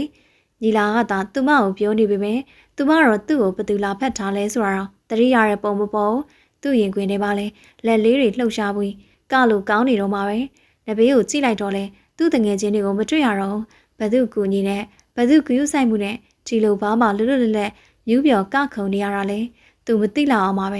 ဲဘာဆိုတဲ့နေရာအပေါင်းအသင်းတွေနဲ့လာမှပဲလွတ်လပ်ဖို့ကောင်းတဲ့နေရာဒါမှမဟုတ်အပေါ်ရှိတဲ့သူမျိုးပေါ့သူမလိုဥရိုင်းလေးတယောက်တည်းဒီဘားထဲမှာမျက်စိတငယ်နားတငယ်နဲ့လာရင်သိကြတယ်အစားခံရတော့မှသူမရဲ့ရုံးကန်လှုပ်ရှားနေတဲ့လက်တွေကိုသူတိုင်းချုပ်ထားလိုက်ပြီးဘယ်လိုဖြစ်နေလဲတတိထောင်ဘယ်သူလဲအားလေးရှာလေးနဲ့ပြန်ပြောလာတဲ့သူမတကယ်ကိုအမှုသမားဒီထဲမှာဆက်နေလို့မရတော့ဘူးသိလားအမှုသမားရဲ့ဘယ်သူလဲငါကနေအောင်ဘယ်သူကလာတားတာလဲစကားတန်လေးလေးတွတ်တွတ်နဲ့ပြန်ပြီးတော့ဟောက်လာပြန်တယ်ဒီဟာလေးကတော့လှုပ်လိုက်ရင်တစ်ချက်လောက်ပဲရွှေ့ရမယ်ဟိုထိုင်ကမှသွားထိုင်နေလိုက်တာကောင်းမယ်မင်းဘာမှမလုပ်နဲ့သေးငယ်လှတဲ့ခန္ဓာကိုယ်တွယ်လေးကိုတွဲဖက်ပြီးခုနကသူမထိုင်နေတဲ့စီကိုတက်ကညီလာတွဲကူလာခဲ့တယ်ဒါပေမဲ့လည်းအမှုသမားလေးကသူ့ရင်ခွင်ထဲမှာငြိမ်ငြိမ်သက်သက်မနေခဲ့ဘူးသူ့ရင်ခွင်လေးထဲမှာပါလာတဲ့အမှုသမားလေးရဲ့မျက်နှာကိုကြည့်လိုက်ဟိုတနေ့ကသူ့ရဲ့ဆိုင်ကယ်နောက်မှာလိုက်စီရလို့ကြောက်လန့်နေရဲ့မျက်နှာလေးကိုမြင်အောင်လာလိုက်ပောက်ကရကနေတဲ့ရေနဲ့ရက်ခွက်ကိုမှားတောက်ထားတဲ့အမှုသမားလေးရဲ့မျက်နှာကိုမြင်လိုက်တယ်သူ့နှကန်းလေးတွေကကွေးနေပါတယ်ဘာမဟုတ်တဲ့မိန်းကလေးကသူ့ကိုပြုံးနိုင်အောင်လုံနိုင်တာရလားထိုင်ကုန်လေးမှသွားထိုင်လိုက်ပြီပဲလက်တွေကလှုပ်ရှားလာပြီးအရှိမရှိနေတဲ့အရက်ခွက်တွေကိုထပ်တော့ဖို့လုပ်နေသေးတယ်တော့မင်းအဲ့ဒါထပ်တော့ရင်ဖြစ်တော်မှာသိလားတတိပေးသလိုလေးပြောလိုက်ပေမဲ့အမှုသမားတော့ဂယူးဆိုင်မဲ့ပုံမပေါ်မျက်မှောင်ကျုံပြီးတော့မှသူ့ကိုလှမ်းကြည့်လာခဲ့ရှင်ဘယ်သူလဲရှင်ဘာလာလွတ်တာလဲရှင်ကိုတကားမှမမြင်ဘူးပါဘူးကျမကိုအခွင့်ကောင်းယူရလားသူမရဲ့ပြောကြောင့်တက်ကညီလာတစ်ချက်လေးကြီးလိုက်ပြီးဟုတ်တယ်မင်းကိုအခွင့်ကောင်းယူနေတာခါလေးကိုဆွဲဖက်လိုက်ပြီးသူ့ရင်ခွင်ထဲကိုမျက်နှာလေးအပ်စေတယ်အနည်းဆုံးဖြစ်နေတဲ့မျက်နှာလေးရဲ့အစိတ်ပိုင်းလေးတွေကိုတည်တည်ချာချာကြည့်ရှုပြီးအရက်တောက်ထားတဲ့နှကန်းလေးကိုအားရပါရကြည့်နေပြီးအဲ့ဒီနှကန်းကိုမြင်လေညီလာအသက်ရှူချက်လေးပဲဘာလို့လဲအဲ့ဒီနှကန်းလေးရဲ့အရတောင်စူးစမ်းချင်တဲ့စိတ်တွေကကြီးစိုးလာတယ်ပုံမှန်ဆိုသူဒီလောက်မဆက်စုတတ်ပါဘူးအခုကြမှာဘာလို့လဲ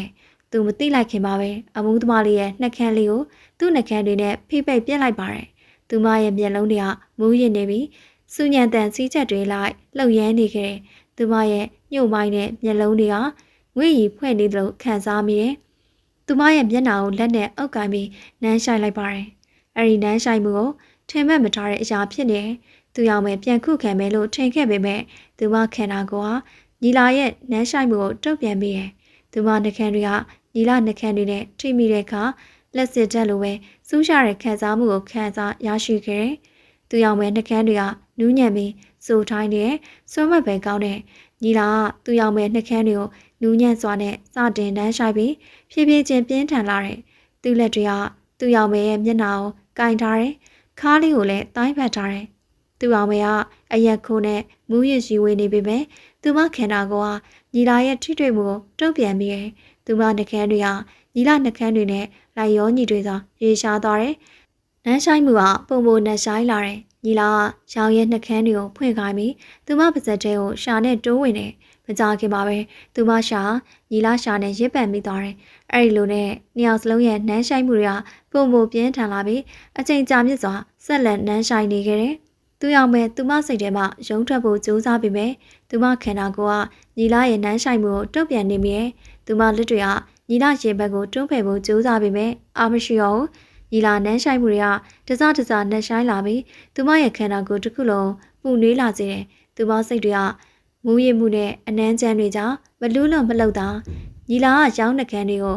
ဆက်လက်နန်းဆိုင်ဖို့သူမခါလေးကိုသူ့စီကိုပို့တိုးဆွဲဖက်လိုက်တယ် ခန္ဓာကိုယ်ချင်းချင်းလေတိုးလို့မပေါအောင်ပဲဖိကက်ထားတယ်။သူမမျက်နှာကိုခဏခဏခိုးကြည့်မိသလိုနူးညံ့တဲ့နှကန်းပါလေးရဲ့အရာသာကြောင့်ညီလာကသူ့နှလုံးခုန်တန်းကသူ့ပြန်ကြားရတဲ့အထိနန်းနေတော့လေမတက်နေလေကွာ။သူ့ဘာသူတက်တာလေဘာလို့နေလို့လဲစင်ကြေပြန်ပေးလာတဲ့မိန်းကလေးကိုတက်ကညီလာပြုံးပြုံးလေးနဲ့ပဲကြည့်နေမိတယ်။ကျိုးထိုးနေလို့အနမ်းတွေခဏရက်ပြီးမျက်နှာလေးကိုအသေးစိတ်ငေးကြည့်နေမိတယ်။ပြုံးနေတဲ့သူ့မျက်နှာကိုသူမလက်ပွားလေးတွေနဲ့လာအုပ်ကိုင်းလိုက်ပြီးသူမမျက်နှာလေးကလည်းစူပုတ်ပုတ်နဲ့ရှင်ရီလိုက်တာမလားမရီပါဘူးမလိမ့်နဲ့ခုနရီလိုက်တာမြင်သားပဲဟုတ်ပြီရီရဲဆိုရီရဲပေါ့ဘာလဲရီလို့မရဘူးလားတက်ကညီလာအပြောအမှုသမားလေးကတိတ်တိတ်ကြကြစဉ်းစားနေဟန်နဲ့ခေါင်းလေးငိုက်ဆိုင်ကျလာပြီးတော့မှခေါင်းလေးညိတ်ပြတယ်မဟုတ်ဘူးရီလို့ရတယ်ရီမင်းဟာအစမ်းကြီးနော်ဟာတက်ကညီလာအတန်ထွက်တဲ့အထိရီမောနေမိတယ်မိန်းကလေးတယောက်နဲ့ပတ်သက်လာရင်ပြုံးယုံတယ်မကပဲအတန်ထွက်ပြီးရီမောတဲ့အထိလုံနိုင်တာဒီမိန်းကလေးကပထမဆုံးပဲရှင်ကချစ်စရာလေသူ့ကိုဘယ်သူမှဒီလိုစကားမျိုးမပြောရကြအောင်ပြောလည်းမပြောကြအောင်အခုလိုပြောတာမျိုးလဲမကြုံဘူးအများဆုံးသူကြားဘူးတာခံညာတယ်ချောမောတယ်အဲ့ဒါလောက်ပဲသူကြားဘူးတယ်ယောက်ျားလေးတယောက်မဟုတ်ဘူးသူ့လိုယောက်ျားချင်းမကြီးကိုဘယ်သူမှချစ်စရာကောင်းတယ်လို့မပြောဘူးဒီကောင်မလေးကပထမဆုံးပဲဟုတ်တယ်သူမနဲ့ခဏတာတွေ့ရတဲ့သဘောတွင်မှာပထမဆုံးပြုံးနိုင်အောင်လုံနိုင်ခဲ့တဲ့ပြင်အတန်ထွက်တဲ့အထိလဲရှီမောနိုင်အောင်လုပ်ခဲ့တယ်သူ့လိုယောက်ျားချင်းမကြီးကိုချစ်စရာလေးလို့လဲပထမဆုံးပြောခဲ့တဲ့အဲ့ဒီမိန်းလေးဒီစကားကိုကြားတော့ညီလာနှလုံးသားတရင်းတိန်ခုန်သွားပါတယ်အဲ့ဒီမိန်းလေးကသူမကိုသူမဘာလုပ်နေလဲဆိုတာတော့မှသိရလားမသိပါဘူးဘာသိမှလဲရှိမဲ့ပုံလည်းမပေါ်ဘူးဒီတိုင်းမူပြီးရှောက်ပြောနေတဲ့စကားကိုသူ့လိုလူကလက်ခံပြီးရင်ကုန်နေရတယ်လို့သိတော့မဟုတ်သေးဘူးသူကရောဘာလို့မူသွားနဲ့နက်နက်ရှာရှာနဲနေရတာလဲသူမကိုကြည့်ပြီးတက်ကညီလာအတွေးများနေခဲ့တယ်အတွေးများနေတဲ့ခိုင်မှာလုံးဝမတင်တာတဲ့အပြုတ်မှုမျိုးအဲ့ဒီမိန်းကလေးဘက်ကစတင်လာခဲ့တဲ့ခုနလိုပဲသူ့မျက်နှာကိုလက်တစ်ဖက်နဲ့အုပ်ကိုင်းလာပြီးသူ့နှကန်းကိုသူမလေးဘက်ကစနမ်းလာခဲ့ပါတယ်အမှုသမားလေးကအသိမရှိပဲသူ့ကိုနမ်းနေတယ်လားဘာရဲ့စဉ္ညာမှုတွေကနန်းဆိုင်တန်တွေကိုဖုံးလန်းစေတယ်သူရောက်မဲ့သူမစိတ်တွေကရှုပ်ထွေးနေသလိုမယုံထွက်နိုင်သလိုဖြစ်နေခဲ့တယ်ဒီလူရဲ့နှကန်းတွေနဲ့နန်းဆိုင်မှုတွေကနူးညံ့ပြီးစိတ်ခံစားမှုကြည်သာစေတယ်သူ့နှကန်းကသူမနှကန်းတွေကိုမမတ်ဆက်ဆက်နန်းဆုပ်ခံရတဲ့ပြင်သူ့လက်တွေကလည်းသူမကြောပြင်နူးညံ့စွာပုတ်တက်ပေးနေထီတွေ့မှုတွေကနေသူမကိုမယိုးမရခံစားစေဆန္ဒတစုံတရာဖြစ်ပေါ်လာပေမဲ့ဘာလို့အလိုရှိမှလဲသူမမသိဘူးစိတ်တွေကလေးပေါ်တွင်းနေသလိုအာယုန်ထဲမှာအဲ့ဒီလူကိုပဲအသေးအတန်နှမ်းဆိုင်ချင်နေခဲ့တယ်အနန်းတွေကနေစိတ်သက်သာရစေသလိုအဲ့ဒီလူရဲ့ညှို့ငယ်မှုကနေရုံးမထွက်နိုင်ဖြစ်နေခဲ့တယ်နန်းဆိုင်မှုကလည်းကြာမြင့်လာလေကြမ်းတမ်းရိုင်းဆန်တဲ့အနန်းတွေဖြင့်ပြောင်းလဲလာခဲ့တယ်အမှုသမားလေးကိုတော့မသိပေမဲ့တက်ကညီလာတိတ်တိတ်ချာချာသိလိုက်ရတာစိတ်ထဲမှာအဲ့ဒီကောင်မလေးနဲ့ပတ်သက်တဲ့ခံစားချက်တချို့ပေါ်ပေါက်လာတာကိုပါပဲ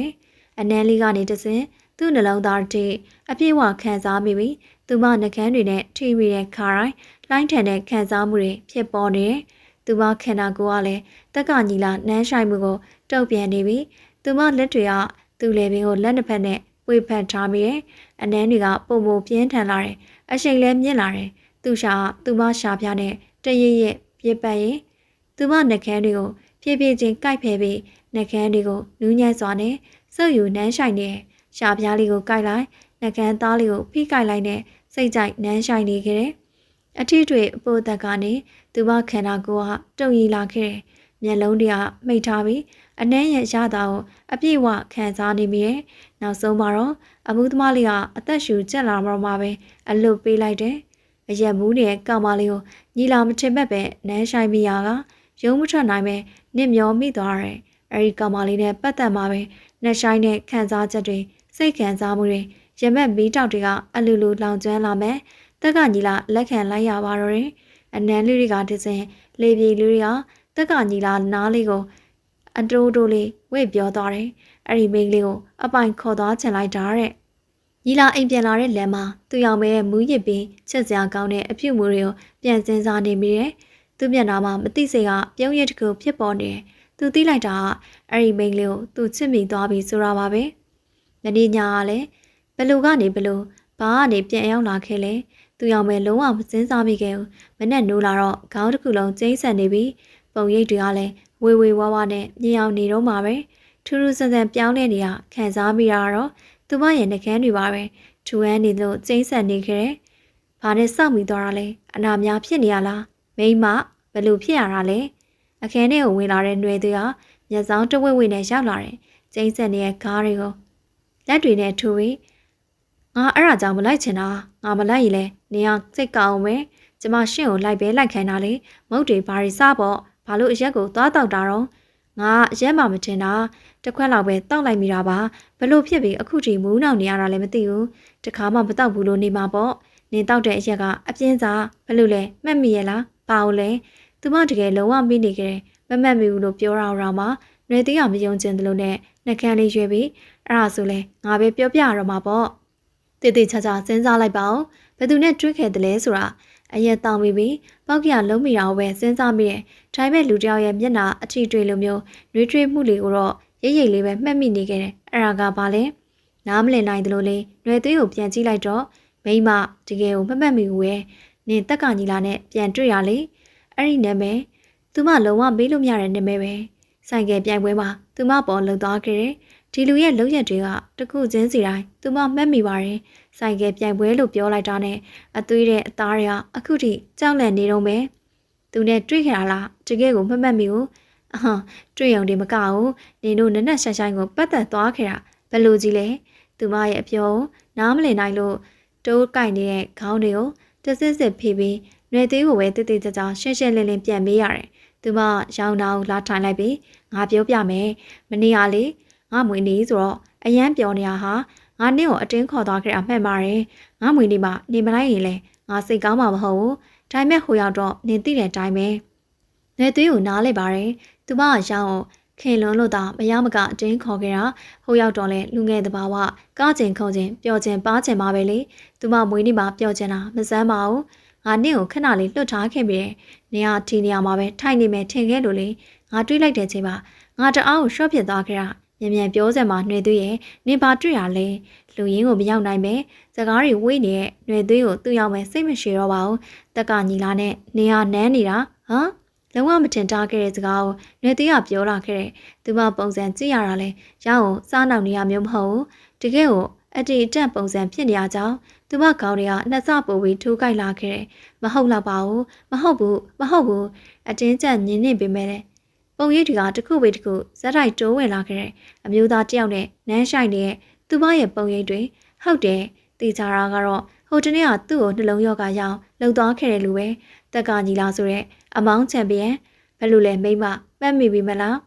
သူရောက်မဲ့မျက်နှာမဖော်ဝင်းတော့တာနဲ့ခေါင်းနဲ့သူမမျက်နှာကိုအတင်းဖိပိတ်ထားပြီးသွားပြီးငါဘာတွေလုပ်မိရလဲအရက်လေးတစ်ခွက်ပဲတောက်မိရအောင်ဘယ်လိုဖြစ်ပြီးဒီလိုထိစိုးစိုးရွရွဖြစ်သွားတာလဲကြည့်ရတာမှတ်မိဘူးနဲ့တူတယ်ငါလည်းနှင်းကိုခဏလေးပဲလွတ်ထားမိပါတယ်ကြည့်လိုက်တော့ဖြစ်ချင်တိုင်းကိုဖြစ်နေရပဲခေါင်းအုံနဲ့မျက်နှာလေးခဏလောက်ခွာလာပြီးမျက်ရည်တွေဝေဝဲလာတယ်အဲ့ဒါကြောင့်ငါပြောတာပဲအဲ့ဒီထူးဆန်းတဲ့နေရာကိုငါမလိုက်ချင်ပါဘူးလို့ရီးစားတဲ့ညာယောက်ျားလေးကိစ္စအရှုပ်ရှက်ကင်းတဲ့သူမစီပါမှာဒီလိုကိစ္စတွေဖြစ်လာရတယ်လို့အဲ့ဒီကောင်မလေးကိုယူယူပူပူဆွဲလန့်နေကြတာဝင်ခဲရမလို့ဖြစ်နေခဲ့ပြီဘာပဲလို့နောက်ပိုင်းမှာအဲ့ဒီမိန်းကလေးရဲ့မျက်နှာအဲ့ဒီမိန်းကလေးရဲ့နှက်ခမ်းလေးစီအားရတဲ့ตาရမှုတွေနှင်းလုံပွဲကောင်းတဲ့အနမ်းလေးတွေကိုတစ်ချိန်လုံးတတိယတောင်းတနေမိတယ်။ဒါကြောင့်မနေနိုင်တော့ပဲတငယ်ချင်းဖြစ်တဲ့ဇာနီကိုအကူညီတောင်းပြီးအဲ့ဒီမိန်းကလေးရဲ့နောက်ကျောင်းရာဇဝင်ကိုစုံစမ်းရပါတော့တယ်။ဒီမိန်းကလေးကြောင့်အသေးမွားလေးကစားသူတည်တည်ချာချာသိချင်ပါတော့တယ်။သူသိလိုက်ရတာနေမြို့လေးကနေရန်ကုန်တက္ကသိုလ်မှာလာတက်တယ်။မိန်းကလေးဆောင်မနေတဲ့နာမည်ကဇော်ကြီးမိန်းမလိုပါတဲ့သူရောက်မဲတဲ့နာမည်လေးကလည်းအစမ်းလေးမိန်းကလေးဆောင်ကနေကြောင်းတက်တယ်အရှုပ်ရှက်မရှိဘူးဒါပေမဲ့သူမနဲ့ရင်းနှီးဆုံးတငယ်ချင်းယောက်ျားလေးတယောက်ရှိရဲ့အဲ့ဒါပဲသူစုံစမ်းရမိရဲ့နိုင်ငံခြားဖုန်းနံပါတ်တစ်ခုဟာသူ့စီကိုဖုန်းဝင်လာခဲ့တယ်ညီလာဖုန်းမြင်တာနဲ့ဘသူစီကလဲဆိုတာချက်ချင်းသိလိုက်ရတယ်ညီလာမြင်နေတဲ့ဖုန်းကိုဒီတိုင်းပဲကြည့်လိုက်ပြီးမကင်ခင်ဘူးတကားမကင်နှစ်ကားမကင်သုံးခါမြောက်မှလည်းဖုန်းကဆက်ပြီးလာနေသေးပါပဲဟယ်လိုတာလားရင်းနှီးနေတဲ့အတန်တကူကျွန်တော်80ဆန်နဲ့ညီလာရဲ့တဲ့ဟာခက်တံမာကျော်နေတယ်လို့ထင်ရတယ်။ဒါနေကောင်းရဲ့လား။တနေ့နေမှတစ်ခေါက်မေးဖို့ရတော့ကျေးဇူးတော်တင်ရမလားပဲ။ကောင်းတယ်အမေရောအမေလည်းကောင်းပါတယ်။အမေရဲ့အိမ်တော်ဘက်ကလည်းအမေပေါ်ကျင်နာပေးတယ်။ဒါဆိုရင်ကောင်းတာပေါ့။ကျ ကျွန်တော်လည်းစင်ပြေလာတာမလို့နောက်မို့အရေးကြီးကိစ္စမရှိမဆက်ပါနဲ့ဒါအမေကိုစိတ်ညာနေတော့လားတော်ပါတော့ဘဝတွေကနေသားကျသွားခဲ့ပါပြီအဲ့ဒီအတွက်စင်ပြေရလားဆိုတဲ့မိကိုမေးဖို့တော့မထိုက်တော်ဘူးထင်ပါတယ်အမေကျမ်းမာနေအမေစင်ပြေနေအမေရဲ့အိမ်တော်ကြီးကလည်းအစင်ပြေတယ်ဆိုရင်ကျင်းနဲ့ပါပြီကျွန်တော်အတွက်ကတော့အမေစင်ပြေနေဖို့ပါပ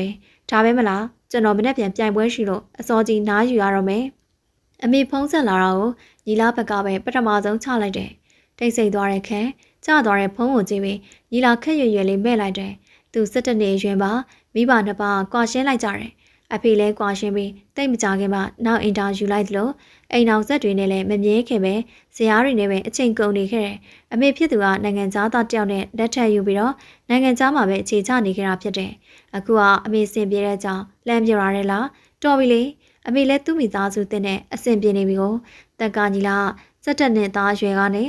Broken Family ကနေကြီးပြင်းလာခဲ့ရတဲ့ကလေးလေး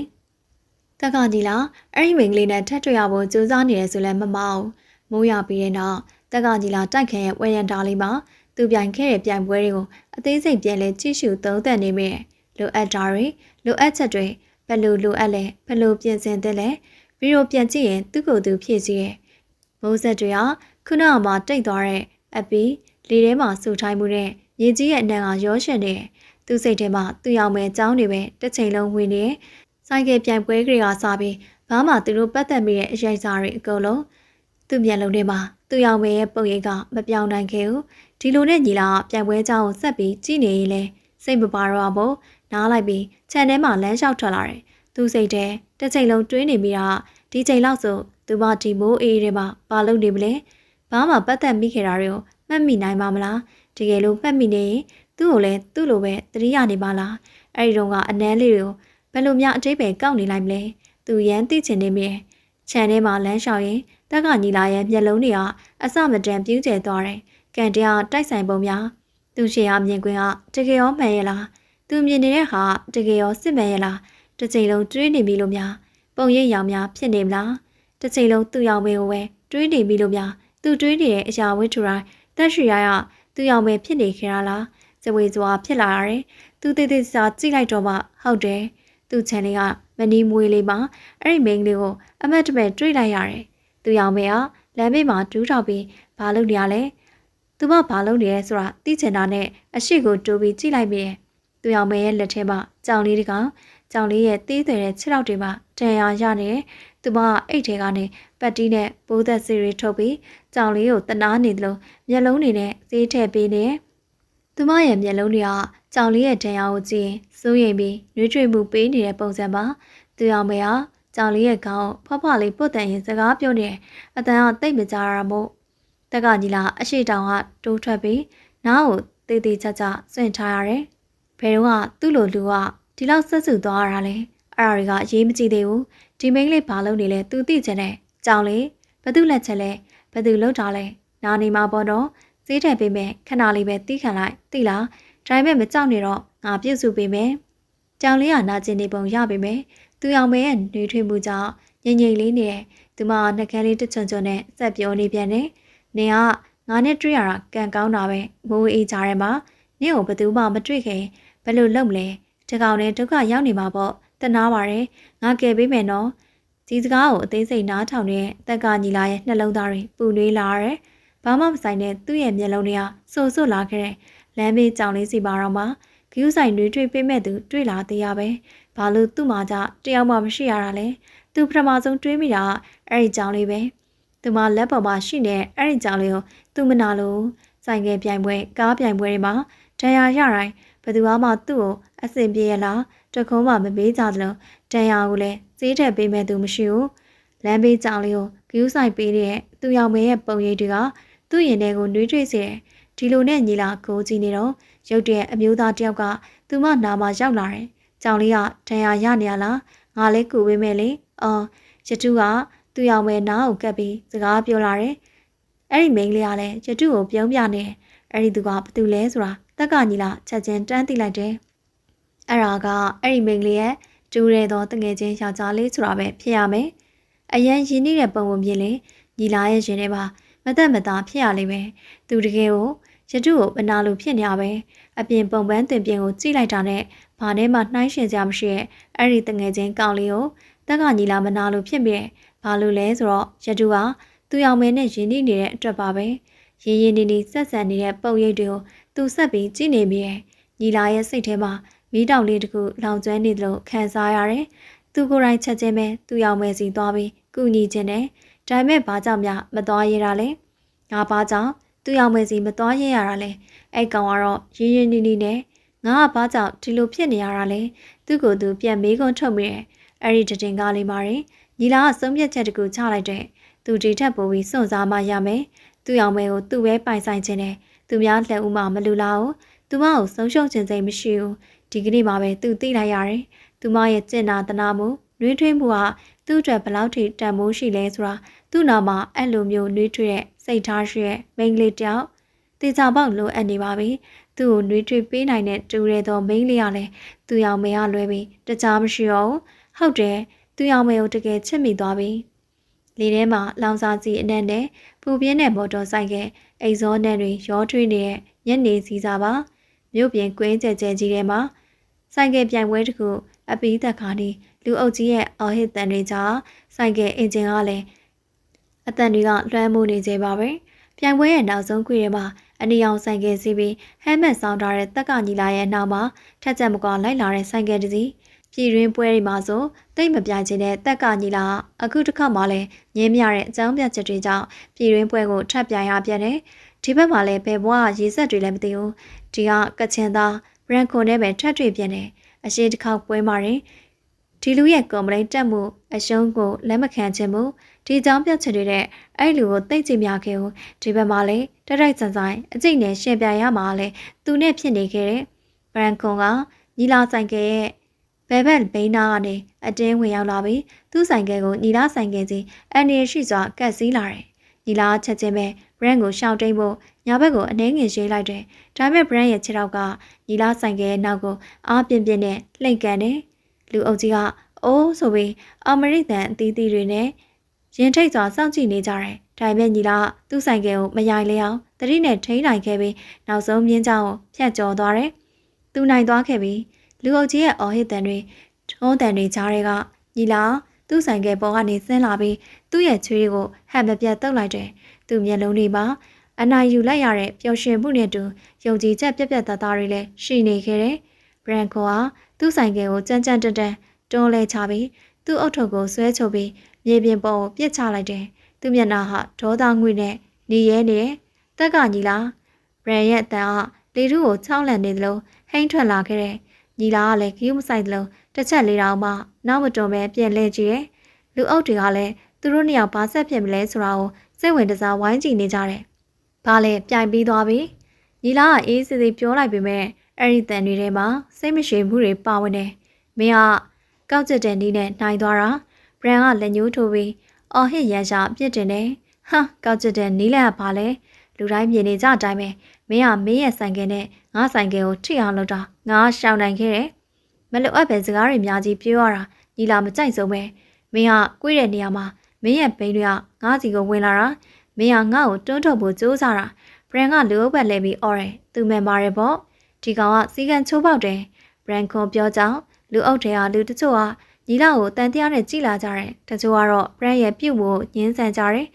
အမောင်းသမားနှစ်ယောက်ချင်းအခြေတင်ကြောင့်အားလုံးကလည်းစိတ်ဝင်စားနဲ့ဘာဆက်ဖြစ်မလဲဆိုတာကိုစောင့်ကြည့်နေကြတယ်အခြေဒီကလည်းတဖြည်းဖြည်းနဲ့တဲမလာခဲ့တယ်တက်ကညီလာကတော့ဘာမတီတဲ့ပြုံးနဲ့ခက်တီပါပဲမင်းတော်လိုက်စမ်းညီလာရဲ့အတန်မှာအန်ကျိတ်ပြီးတီးခတ်မှုတွေကုန်ခန်းနေပြီဒါဟာပြိုင်ပွဲပဲဒီပွဲမှာမင်းရှုံးတယ်မင်းကအရှုံးကိုလက်မခံနိုင်ဘူးအခုလည်းမင်းရဲ့အမှားတွေအတွက်ငါ့ကိုအပြစ်လွှဲချတယ်ညီလာရဲ့ခန္ဓာကိုယ်ကနေဒေါသငွေ့တွေနဲ့တင်းမာနေတဲ့အဟမ်မင်းကညစ်ပတ်တဲ့နီးလန်းတွေတုံးပြီးငါ့ကိုတွန်းချဖို့ကြိုးစားတာမင်းရဲ့ဆိုင်ကဘိန်းကငါဘိန်းကိုလာညိတာငါဘိန်းကိုလည်းလဲကြောင်ခြေနဲ့လာကန်တာကြတော့တက်တီတိချင်ဒါကိုကင်မရာမှာပြလို့ရတယ်သူတို့ရှင်ပြိုင်နေတဲ့တစ်စက္ကန့်လေးကိုတော့ပါအားလုံးကကင်မရာနဲ့ချိန်ညှိထားကြတာဖြစ်ပါတယ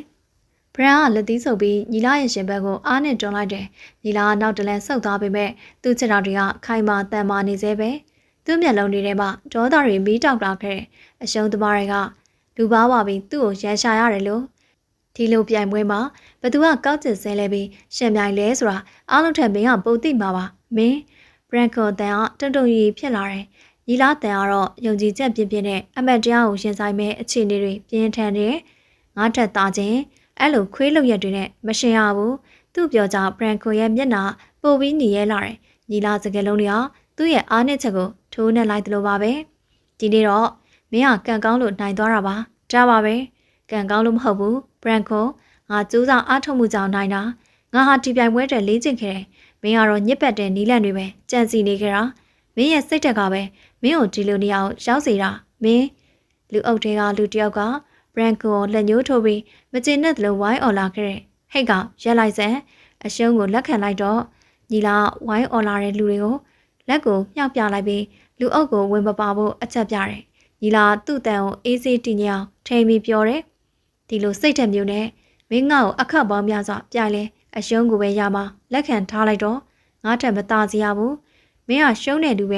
မင်းကအရှုံးသမားပဲဘရန်ကိုရဲ့မျက်လုံးတွေဟာတောင်စင်ရင်မြနဲ့အယူတယောက်လိုမျိုးလှုပ်ရှားနေခဲ့တယ်ညီလာကစင်ပေါ်ကလူလိုဆက်ပြောတယ်ငါနိုင်တယ်အရှုံးကိုမင်းလက်ခံဖို့လိုတယ်ဒါပြိုင်ပွဲတစ်ခုပဲလက်မခံပဲငါနဲ့ထပ်ပြိုင်လို့လေမင်းရဲ့စိတ်တွေကမင်းကိုအရှုံးပေးမှာပဲညီလာစကလုံးတွေကဘရန်ကိုပို့ပြီးဒေါသထွက်စေတယ်ဘရန်ကွန်ကသူ့ရဲ့မှန်မာနတွေကိုထိခိုက်စေပြီးသူ့ကိုယ်သူထိန်းချုပ်နိုင်စွမ်းမရှိတော့ဘူးမင်းကငါ့ကိုသင်ပြအောင်မင်းကဆရာကြီးလားသူကရုပ်တက်ဆိုသလိုညီလာစီကိုခုံပြီးဝင်ရောက်တိုက်ခိုက်ဖို့ကြိုးစားလာတယ်ဒါပေမဲ့ညီလာကြိုတင်မျှော်လင့်ထားသလိုချက်ချင်းပဲတတိနဲ့ရှောင်ဖဲလိုက်တယ်ဘရန်ကွန်ကဟန်ချက်မထိန်နိုင်တော့ပဲမြေပြင်ပေါ်ကိုလဲကျသွားတယ်လူအုပ်တွေကလူတွေကလည်းဩဝါဒန်ကြဲကြဲနဲ့ပို့ပြီးစိတ်ဝင်စားအော်ကြတယ်ညီလာကမြေပြင်ပေါ်လဲနေတဲ့ဘရန်စီကိုရှောက်သွားတယ်အရှုံးသမားလူပုံလဲပါရုပ်ပြက်စင်ပြက်ဖြစ်နေပြီးဒီထက်ပိုအဆက်မကွဲခင်ရက်လိုက်တော့ဘရန်ကမြေကြီးပေါ်ကနေညီလာကိုမကျေနပ်သလိုဒေါသတကြီးနဲ့စူးစူးရဲရဲပြန်ကြည့်လာတယ်သူ့မျက်လုံးတွေထဲမှာဒေါသရှက်ရွံ့မှုနဲ့စိတ်တက်ကြမှုတွေရောထွေးနေတယ်မင်းနဲ့ငါမပြီးသေးဘူးညီလာသူရောက်မယ်ဒါကိုကြည့်ပြီးပြီလားမြန်လာကြည့်ပါဦးအခန်းထဲကိုကြပြကြရနဲ့ရွယ်သေးကပြေးဝင်လာတာကြောင့်စာချက်နေရရက်ပြီးလာပြတဲ့ဖုန်းကိုကောက်ယူကြည့်လိုက်မယ်ဗီဒီယိုဖွင့်လိုက်တဲ့အခါမှာတော့အမောင်းချန်ပီယံတက်ကကြီးလား VS ဘရန်ကွန်ပြိုင်ခွင်းထဲမှာလက်သီးထောင်ပြီးရန်စားဆိုတဲ့ခေါင်းစီနဲ့ဗီဒီယိုတိုလေးတစ်ခုကပေါ်နေရကိုတွေ့လိုက်ရတယ်။တက်ကညီလာရဲ့မျက်နှာပေါ်ကဒေါသပြင်းထန်တဲ့ပုံရိပ်လေးတွေကိုမြင်လိုက်ရတယ်။သူ့ရဲ့မျက်လုံးတွေကဒေါသမီးပွားတွေလိုထားကြလာပြီးစမ်းကျင်ဘက်ကစားသမားစူးစူးချက်ချစိုက်ကြည့်နေတဲ့သူ့နှစ်ဘူးကျက်သားတွေဆွဲညစ်ထားသလိုတင်းကျပ်နေတဲ့မေးရွာချွန်တွက်နေပြီးသွားကြိတ်တန်နေတော့ကြားမလို့ခံစားရတယ်။ဒီလူကဒေါသထွက်လာရင်တအားကြောက်ဖို့ကောင်းတာပဲ။တယောက်နဲ့တယောက်ခွန်းထုတ်ပြန်အခြေအနေတွေပြောဆိုမှုပြီးညီလာရဲ့ဒေါသပိုပြီးကြီးထွားလာသလိုပါပဲ။သူဟာတစ်ဖက်အမောင်းသမားကိုတစစီလှုပ်ချင်တဲ့အရေးရောင်လေးတွေတွေ့နေရတယ်။မင်းကအမောင်းချန်ပီယံဆိုတဲ့ခေါင်းစဉ်အလွဲဘာမှမရှိဘူး။ဒီတစ်ချက်ကတော့ညီလာရဲ့ဒေါသကိုပုံလာမြိုက်စေရဲ့အရှုံးကိုလက်မခံပဲသူ့ကိုပြန်ပြီးပြဿနာရှာနေတဲ့အဲ့ဒီလူကိုတီးခံမှုအတိုင်းတာလဲကြော်လွန်နေရမို့ဘရန်ကွန်ကိုလက်သီးနဲ့ထိုးဖို့ကြိုးစားလာတယ်။ဒါပေမဲ့လုံခြုံရေးတွေကအချိန်မီဝင်ခွဲတိုက်ကြတယ်။ဗီဒီယိုကအဆုံးသတ်သွားတယ်။ဒါပေမဲ့အောက်ကကွန်မန့်တွေကတော့ဝေဖန်မှုဆက်လက်မြင့်တက်နေသေးပါပဲ။တက်ကညီလာကြီးကြည့်ကောင်းတဲ့ဒေါသထွက်တဲ့ကပို့ပြီးခန့်ညာသွားတယ်။သူ့ရဲ့စကားတွေကနာခံကျင်ကြကြီးဒီလိုမျိုးစိတ်ကြီးတဲ့ယောက်ျားကိုကိုယုံကြည်မှုပြင်းထန်တဲ့ယောက်ျားလေးကိုကျမကြိုက်တယ်။တက်ကညီလာကိုအားပေးပါတယ်။သူကတကယ်ကိုဟီးရိုးတစ်ယောက်ပါပဲ။ကွန်မန့်တွေကိုဖတ်ရင်းနဲ့သူမရဲ့မျက်လုံးတွေဟာအမှန်ပဲလားလို့ကိုတောင်ထင်လာရတယ်။ညီလာကိုဘာဖြစ်လို့လူတွေကတဲတဲလို့အားပေးကြတာလဲ။သူတို့ကညီလာရဲ့အပြုတ်မှုကိုကြည့်ပြီးအားရနေကြတာလား။ပြိုင်ပွဲမှာလက်သေးလက်မောင်းတန်းပြီးဖြည့်ရှင်းနေကြတာကိုအားလုံးကအဟုတ်မှတ်ပြီးတက်ကညီလာရဲ့စူချွန်တဲ့မျက်လုံးတွေရဲ့အရေးရောင်တွေကိုကြည့်သူအောင်ပဲရင်ထဲမှာအခုလူဖြစ်နေမိတယ်။ဒီလူကဒေါသထွက်လိုက်တအားကိုကြည့်လို့ကောင်းတာပဲအစပိုင်းမှာတော့ပြဿနာကိုတိမ်ငိမ့်သလိုနဲ့ဖြည့်ရှင်းဖို့လုပ်ပေမဲ့လေနောက်ပိုင်းမှာတော့သူ့ရဲ့ပီဇာလားအကျင့်လားမသိဘူးချက်ကောင်းကိုထိရတဲ့အပိုင်တွေဖို့လုပ်နေတဲ့စိတ်ကိုမြင်နေရတော့သူအောင်ပဲကိုခန္ဓာလေးကအလိုလိုကြုံသွားမိတယ်အဲဒီလူကဟိုတနေ့ကသူမကိုနက်နက်ရှိုင်းရှိုင်းနဲ့နမ်းသွားခဲ့တဲ့အဲဒီလူပေါ့ဒီလိုလေးစဉ်းစားမိလေသူမပို့ပြီးကြောချမ်းလေးပဲကက်တီးကက်သက်သူနဲ့မှသွားပတ်သက်မိရတယ်လို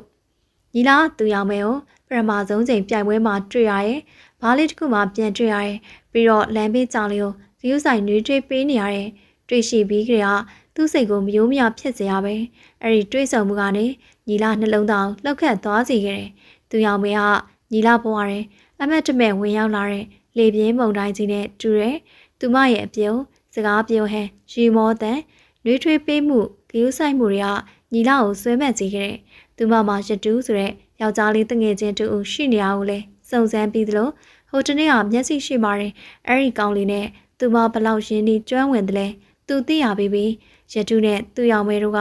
တမျိုးရဲသားကလေးဘွားကနေစတင်ပြီးရင်းနှီးခဲ့ကြတဲ့သူတွေဖြစ်တယ်အဲ့ဒီကောင်လေးကသူမကိုနက်နက်ရှိုင်ရှိုင်တိတိတတ်တာဂရုစိုက်တဲ့သူဖြစ်တယ်ညီလာရတူးနဲ့သူရောင်မဲတို့ရဲ့ရင်းနှီးမှုကိုတွေ့ရတယ်တစ်ဖက်သက်ချစ်မိတဲ့ဝေဒနာကအတော်မသက်နိုင်လာလိမ့်ပဲသူ့စိတ်ထဲမှာလဲတဝင်တုံမှုတွေစတင်ပေါ်ပေါက်လာတာသူရောင်မဲကိုပိုင်ဆိုင်လိုစိတ်တွေကြီးထွားလာတယ်ညီလာကသူရောင်မဲကိုပိုင်ဆိုင်လိုတဲ့စိတ်ကြောင့်သူ့စိတ်ထဲမှာအခြေတင်နေဖြစ်ပွားလာတယ်သူဟာသူရောင်မဲနဲ့ရတုရရဲ့ရင်းနှီးမှုမြင်တွေ့ရတဲ့အခါစိတ်သက်ဒေါသထွက်လာတယ်အရင်ကထက်ဒေါသပိုကြီးလာတယ်သူမကိုတနေ့တခြားပိုတက်မဲ့လေပိုင်ဆိုင်လိုစိတ်ကလည်းကြီးထွားလာတယ်သူ့အတွင်းစိတ်ကိုလှိုင်းထားစေသူ့ဒေါသကိုထိန်းချုပ်ဖို့ခက်ခဲလာပြီသူရောင်မဲကိုပိုင်ဆိုင်ဖို့စိတ်ကူးတွေအကောင့်ထဲပေါ်ဖို့လှုပ်လာတယ်သူ့ဘက်ကအစီအစဉ်ဆွဲတဲ့အချိန်ထိသူရောင်မဲနဲ့ရတုတို့ရဲ့ရင်းနှီးမှုကိုစက်မြင်တွေ့ရတဲ့အခါသူ့ဒေါသတွေကအထွတ်ထိပ်ကိုရောက်လာတယ်ညီလာကသူရောင်မဲကိုပိုင်ဆိုင်ဖို့စိတ်ဆန္ဒပြင်းပြပြီး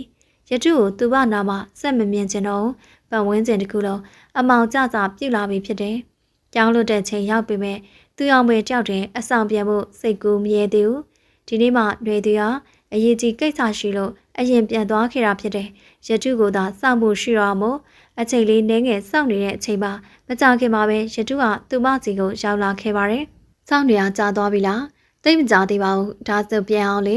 ရတုကိုသူအောင်မဲအနှဲငယ်တတိပေးပြီးနောက်ပိုင်းမှာတိတိတသားကြီးဆိုင်လာတာမျိုးမရှိပဲသူမဘက်ကကူညီတောင်းရင်တော့အမြဲတမ်းအစဉ်သင်ဖြည့်ဆည်းပေးရှာတယ်ဒီလိုခြေနေလေးကပဲသူမအတွက်စိတ်ဆင်ပြေအမြဲတမ်းသူမအတွက်ဆိုယူဆိုင်မှုလွန်ကဲနေအောင်တော့တိတ်ဆင်မပြေခဲ့ဘူးအခုလည်းတကယ်ချင်းနှစ်ယောက်အတူတူအဆောင်ကိုပြန်လာခဲ့တယ်ရတုကိုလှမ်းခေါ်ဖို့အစီအစဉ်မရှိပေမဲ့နှွေသေးကအစောကြီးပြန်သွားတော့မို့အဆောင်ပြန်ဖို့ကတယောက်တည်းဖြစ်နေတာကြောင့်ရတုကိုပဲလှမ်းခေါ်လိုက်ရတာဖြစ်တယ်သူမဘက်ကလိုအပ်တဲ့ချိန်တတိယပေးရနေတဲ့ရတုမျက်နှာပေါ်မှာအပြုံးတဝင်းကလက်ဆက်နေတယ်နှစ်ယောက်သားအဆောင်ကိုပြန်ဖို့လမ်းလျှောက်လာတဲ့ချိန်လမ်းတစ်ဝက်မှာဆိုင်ကယ်တစ်စီးကသူတို့ရဲ့ရှေ့မှာရုတ်တရက်ရက်သွားခဲ့တယ်။ဒီဆိုင်ကယ်ကိုသူ့ရောက်မဲ့ရင်းရင်းနှီးနှီးမှတ်မိပါတယ်။ဒီဆိုင်ကယ်ကသူ့ဘအတွက်အိမ်မက်စုကြီးတစ်ခုလိုပဲ။ဒီဆိုင်ကယ်ပေါ်မှာသူ့ဘစီးဘူးတယ်ဆိုတာယုံကြမလား။ဟုတ်တယ်သူ့ဘစီးဘူးတယ်။အဲ့ဒါလည်းတက်ကညီလားဆိုတဲ့အမောင်းချန်ပီယံရဲ့ကောင်းမှုတွေကြောင့်ပဲ။ဒီကိုယ်လုံးအတန်းရောင်ဝက်ထားတဲ့လူတယောက်ကဆိုင်ကယ်ပေါ်ကဆင်းလာပြီးဟဲမက်ကိုစတိုင်ကြကြချွတ်တယ်။စိတ်ထဲမှာနည်းနည်းလေးရှိပြီးနေတယ်လို့ပဲဟုတ်တယ်အဲ့ဒီဆိုင်ကယ်ပေါ်ကဆင်းလာတဲ့သူကတက်ကညီလာပါပဲသူတို့ရဲ့ရှေ့မှာဆိုင်ကယ်နားလိုက်တာဆိုတော့ဘာကိစ္စဖြစ်မလဲဘာမှလည်းပောက်ကြရီလုံးပြီးထားတာကြောင့်သူ့အောင်ပဲတော်တော်စိတ်ပူနေမိရဲ့မဟုတ်ပါစေနဲ့သူတို့စီကိုလာတာမဟုတ်ပါစေနဲ့သူမစီကိုလာတာမဟုတ်ပါစေနဲ့ဒီလူကသူမစီကိုဘာကြောင်းနဲ့မှလာကြမရှိဘူးလေဆိုင်ကယ်ဟဲမက်ချွတ်ပြီးသူတို့နာကိုခြေလန်းကျဲကြီးတွေနဲ့ရှောက်လာခဲ့တယ်ဟုတ်တယ်ထင်သားသလိုပါပ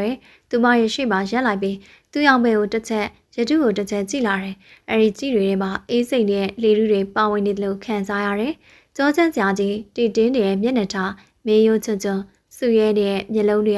ကသားရဲတကောင်လို့မနေ့တနေ့ကရင်ဆိုင်ကယ်ပြိုင်ပွဲမှာပြဿနာဖြစ်ကြတဲ့ပီရိုကိုပြင်ပြီးထားတာကြောင့်ဒီလူရဲ့ဒေါသချိန်တွေကိုသိနေရမို့သူမနည်းနည်းခက်လက်လက်ဖြစ်လာတယ်မဟုတ်ဘူးဒီလူကိုအလိုလိုကြောက်ကိုကြောက်တာသူ့ကိုမြင်လိုက်တာနဲ့သူ့အောင်မဲရဲ့ရင်ထဲမှာမုန်းချက်မှုတစ်ခုကိုခံစားလိုက်ရတယ်အထူးသဖြင့်ညီလာရဲ့အကြည့်တွေသူ့ရဲ့ကြည့်တွေကြားနဲ့သူမမြန်ရှောက်ပေးလိုက်တဲ့ညီလာကသူမကိုစိုက်ကြည့်မင်းချက်ကိုမှတ်မိတယ်မလားသူရောက်မယ်ဟမ်ဒီလူကသူမနာမည်ကိုတော့သိနေတာလားဒီလူကတန်ထွက်လာတာနဲ့သူမကိုလိုလေးကစက်ကနေတုံရင်သွားခဲ့ဟဲ့မင်းနေရလေဟုတ်သူရောက်မယ်ဘာပြန်ပြောရမယ်မသိဘူးဘယ်လိုပြောလိုက်ရမှာလဲမှတ်မိတယ်ပြောရမလားလုံးဝမသိဘူးလို့ညင်းလိုက်ရမှာလားမင်းကဘာတူလဲ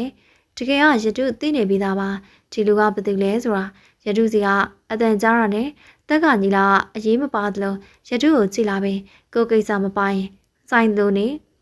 ေသူနဲ့သူရောင်ပဲလေးရဲ့ရင်းရင်းနှီးနှီးနဲ့ဒီကောင်ကိုမကျေနပ်ရတဲ့တဲ့ဒီကောင်ကပါသူမရဲ့ရှိမှာသူ့ရဲ့ကောင်းတယ်လို့လာလုံပြချင်တယ်ဘာကိစ္စမပါမှလဲ သူရောင်မဲရဲ့ကိစ္စငါကိစ္စပဲ